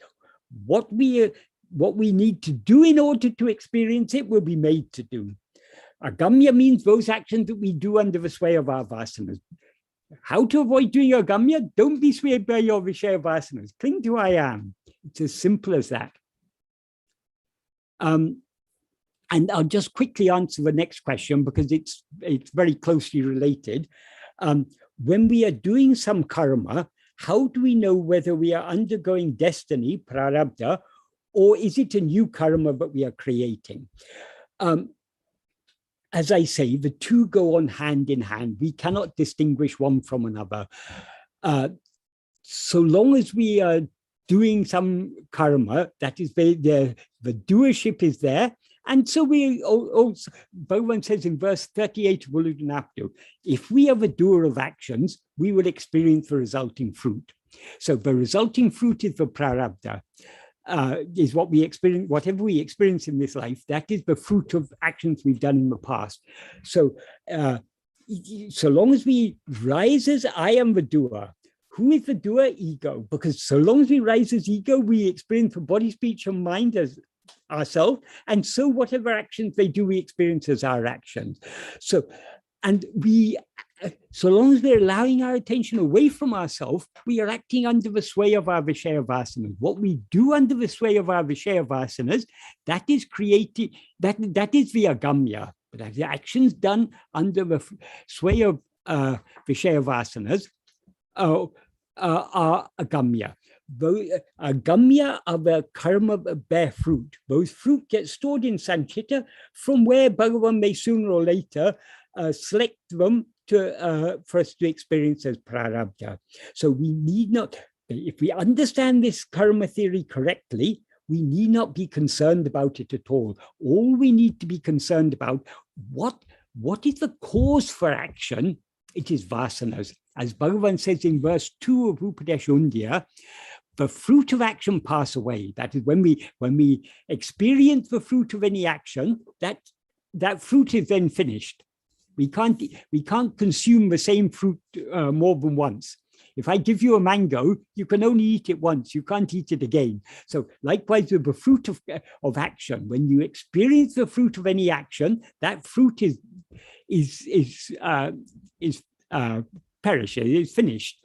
But there's a huge, vast pile of unexperienced fruit waiting for us to experience, so long as we remain in samsara, so long as we allow our attention to go away from ourselves. So prarabdha, it's the fruit of our past actions. We have no control over it. It is what is ordained by Bhagavan, it will happen. But the only thing we have control over is the agamya. And the only way we can control, that is, avoid doing agamya, is by allowing ourselves to be swayed by our Vishaya vasanas. To the extent to which we allow ourselves to be swayed by our Vishaya vasanas, in other words, to the extent to which we allow our attention away from ourselves, we are inevitably doing agamya to a greater or lesser extent. The more we're swayed by our vasanas, the more we're doing agamya. The less we allow ourselves to be swayed by our vasanas, Vishaya vasanas, the less we will be doing agamya. But some people have a wrong idea, but we need to exhaust all the past fruit before we can attain liberation. That is not how it works. As Bhagavan says in that same verse 38, if we have a doer of actions, verse 38 of Uludnaptu, he said, if we have a doer of actions, we will have to experience the resulting fruit. If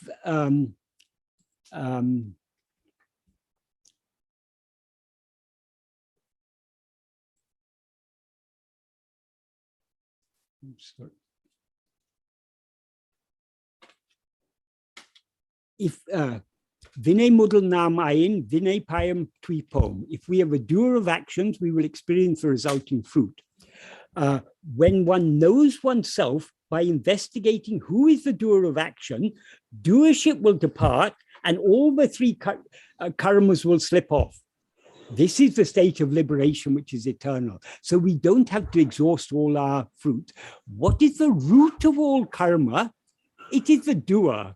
Without the doer, doership and experiencership go hand in hand. So long as we have a doer, we will experience the fruit. So who is the doer? The doer is ego. So if we investigate this ego and thereby know what we actually are, the doership will be destroyed, that ego will be destroyed, and along with ego, its doership and this experiencership will also be destroyed. So all without anyone to do the karmas or to experience them, all the three karmas will come to an end.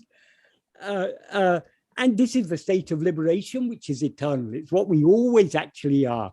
So this is all we need to understand about the law of karma.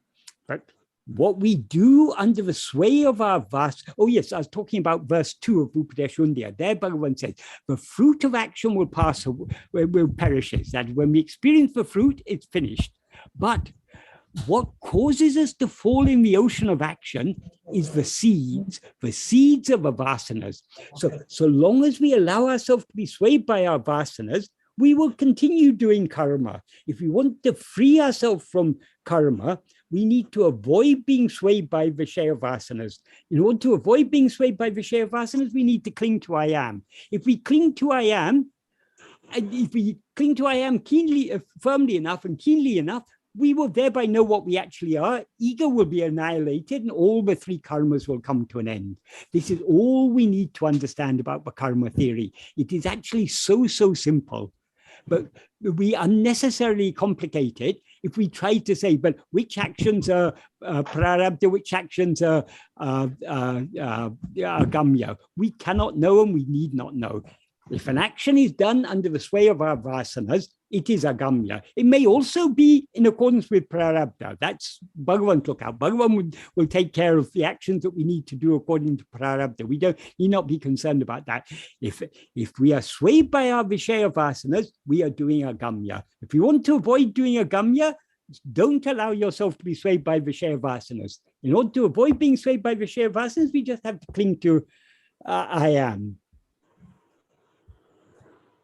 So there are more questions, but it's probably, we're probably running out of time now. Michael, yes, I think we will take up the remainder questions Right. in the next Okay. session, and the Okay. next session can be part Q&A and part your own session. So we will do Yeah. it that way. Yeah. But anyway, today we've covered the most important questions, the ones about the practice of self-investigation, about surrender, and about karma, which is also very closely related to both self-investigation and self-surrender. Absolutely, absolutely. Thank you once again, Michael. Having you with us every month is a blessing, and It's we all cherish. Bhagavan's doing, not my doing. Thank you. Everything is done by him only. Absolutely, absolutely. It is him only. Thank you. Thank you so much, Michael. Okay. Now we will shift back to the shrine. Narayananji, can I request you to initiate Akshar Manamalai and Aarti? Okay, sir.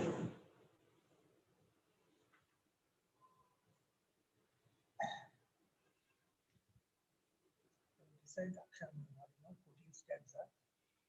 அருணாச்சலவனற்கேற்ற Aksharamanamalai சான்ற கருணாகர கணபதியே கரமருள் காப்பாயே. அருணாச்சல சிவ அருணாச்சல அருணாச்சல சிவ அருணாச்சல அருணாச்சல சிவ அருணாச்சல சிவ அருணாச்சல சிவ அருணாச்சலம் என அகமே நினைப்பவர் அகந்தை வேறறுப்பார் அருணாச்சல அழகு சுந்தரம் அகமும் அகிலமாயிருப்போம் அருணாச்சலா. அருணாச்சல சிவ அருணாச்சல சிவ அருணாச்சல சிவ அருணாச்சலம் அருணாச்சல சிவ அருணாச்சல சிவ அருணாச்சல சிவ அருணாச்சலா. அகம்புருந்தீர்த்து அகருதை சிறையால் அமர்வித்ததென்பது அருணாச்சலா. ஆருக்காயனை ஆண்டன் படித்திடும் அருணாச்சலா. அருணாச்சல சிவ அருணாச்சல சிவ அருணாச்சல சிவ அருணாச்சலா. அருணாச்சல சிவ அருணாச்சல சிவ அருணாச்சல சிவ அருணாச்சலா. இப்படித்தம் உனை நினைத்திட்டால் இனியார் விடுவார் அருணாச்சலா. ஈன்றிடும் மன்னை எளிதரும் உணரருள் அருணாச்சலா.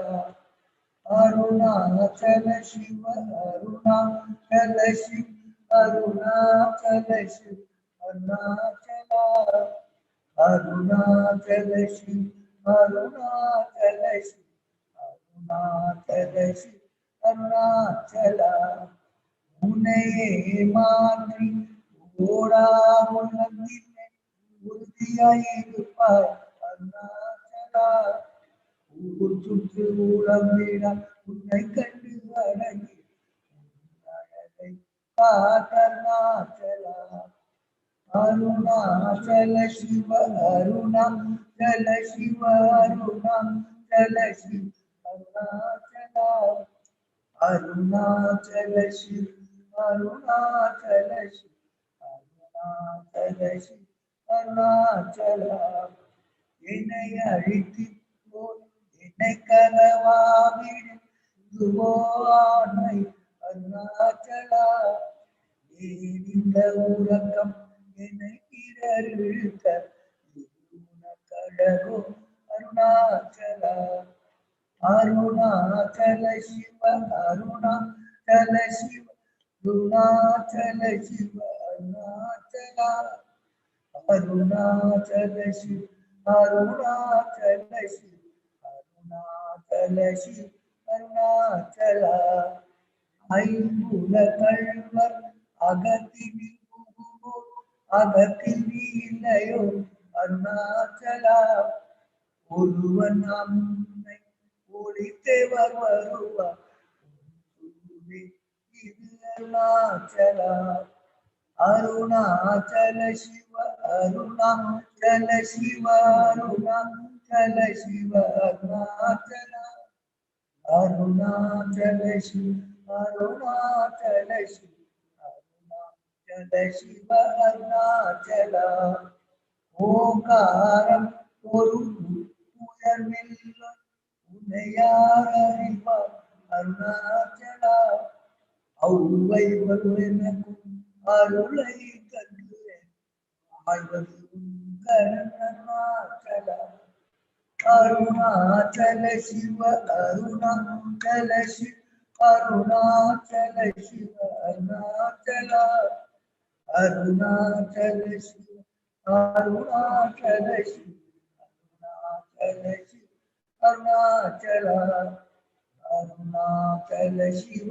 அருணாச்சலா அருணாச்சல சிவ அருணாச்சலா அருணாச்சலம் வாழி அன்பர்களும் வாழி அக்ஷரமண மாலை வாழி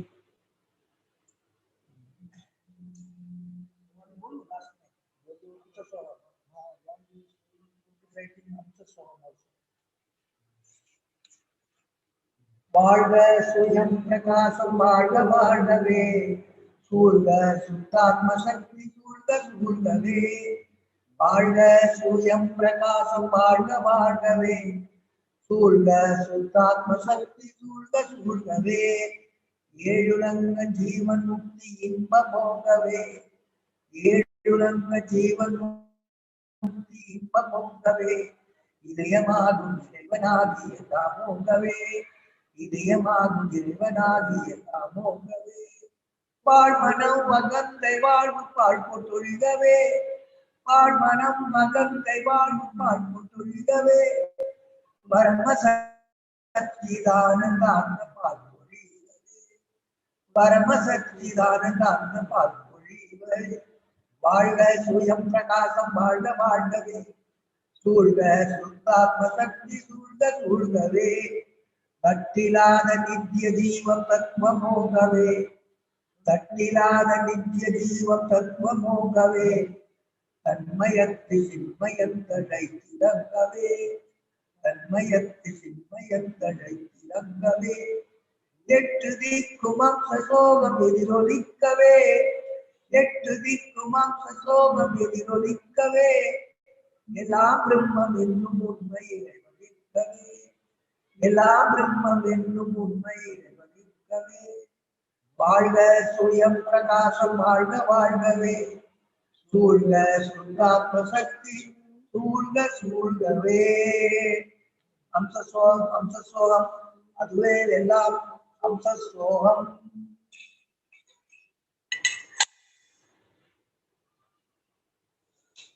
ஓம் பூர்புவஸ்வ தத்சவிதுர்வரெண்யம் भर्गो देवस्य धीमहि धियो यो न प्रचोदयात् देवदविदप्रसो सत्यं भवेन प्रसन्नामि अमृतोऽग्निं स्वाहा ओम प्राणाय स्वाहा ओम अपानाय स्वाहा ओम ध्यानाय स्वाहा ओम उद्गाराय स्वाहा ओम समानाय स्वाहा ओम ब्रह्मणे स्वाहा अरुणाचल श्री रमणाय नमः अरुणाचल श्री रमणाय नमः अरुणाचल श्री रमणाय नमः प्रकट गोचीरं नैवेद्यं समर्पयामि मध्ये मध्ये पानीयं समर्पयामि अमृतं संयुक्तावसं समर्पयामि नीराजनं समर्पयामि नीराजनं आसमनीयं समर्पयामि हरि ओम हरि ओम हरि ओम हरि ओम हरि ओम हरि ओम हरि ओम हरि ओम हरि ओम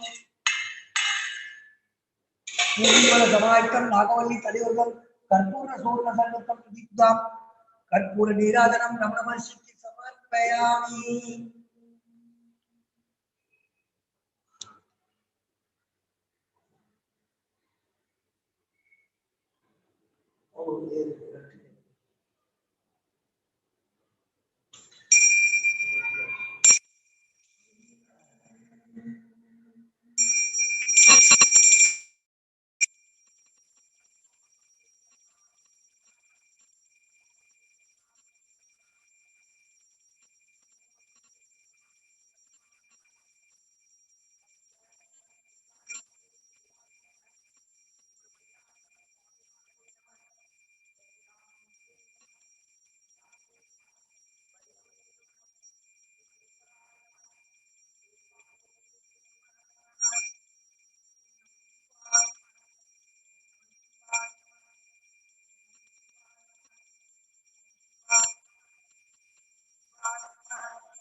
शिवाय नमः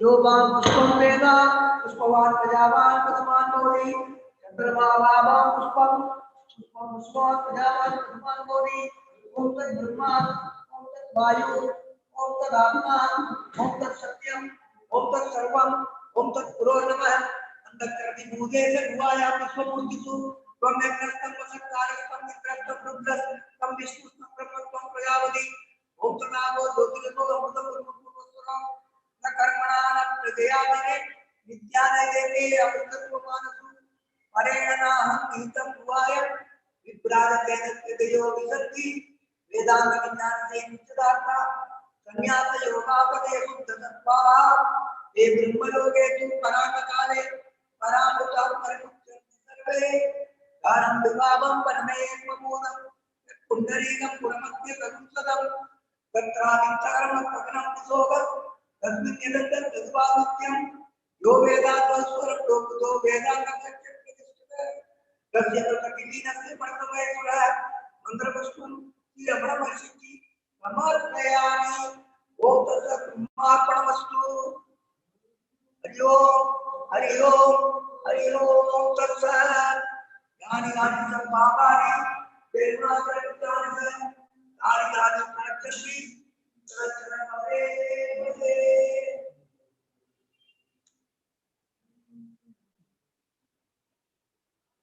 Arunachal रमणाय रमणाय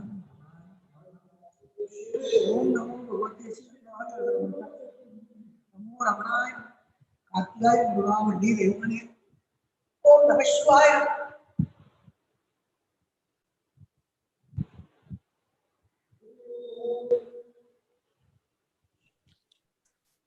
Narayanji, thank you so much. This brings us to the conclusion of the Sunday satsang. Namo Ramana, and we will meet again in 2 weeks' time from now. Namo Ramana.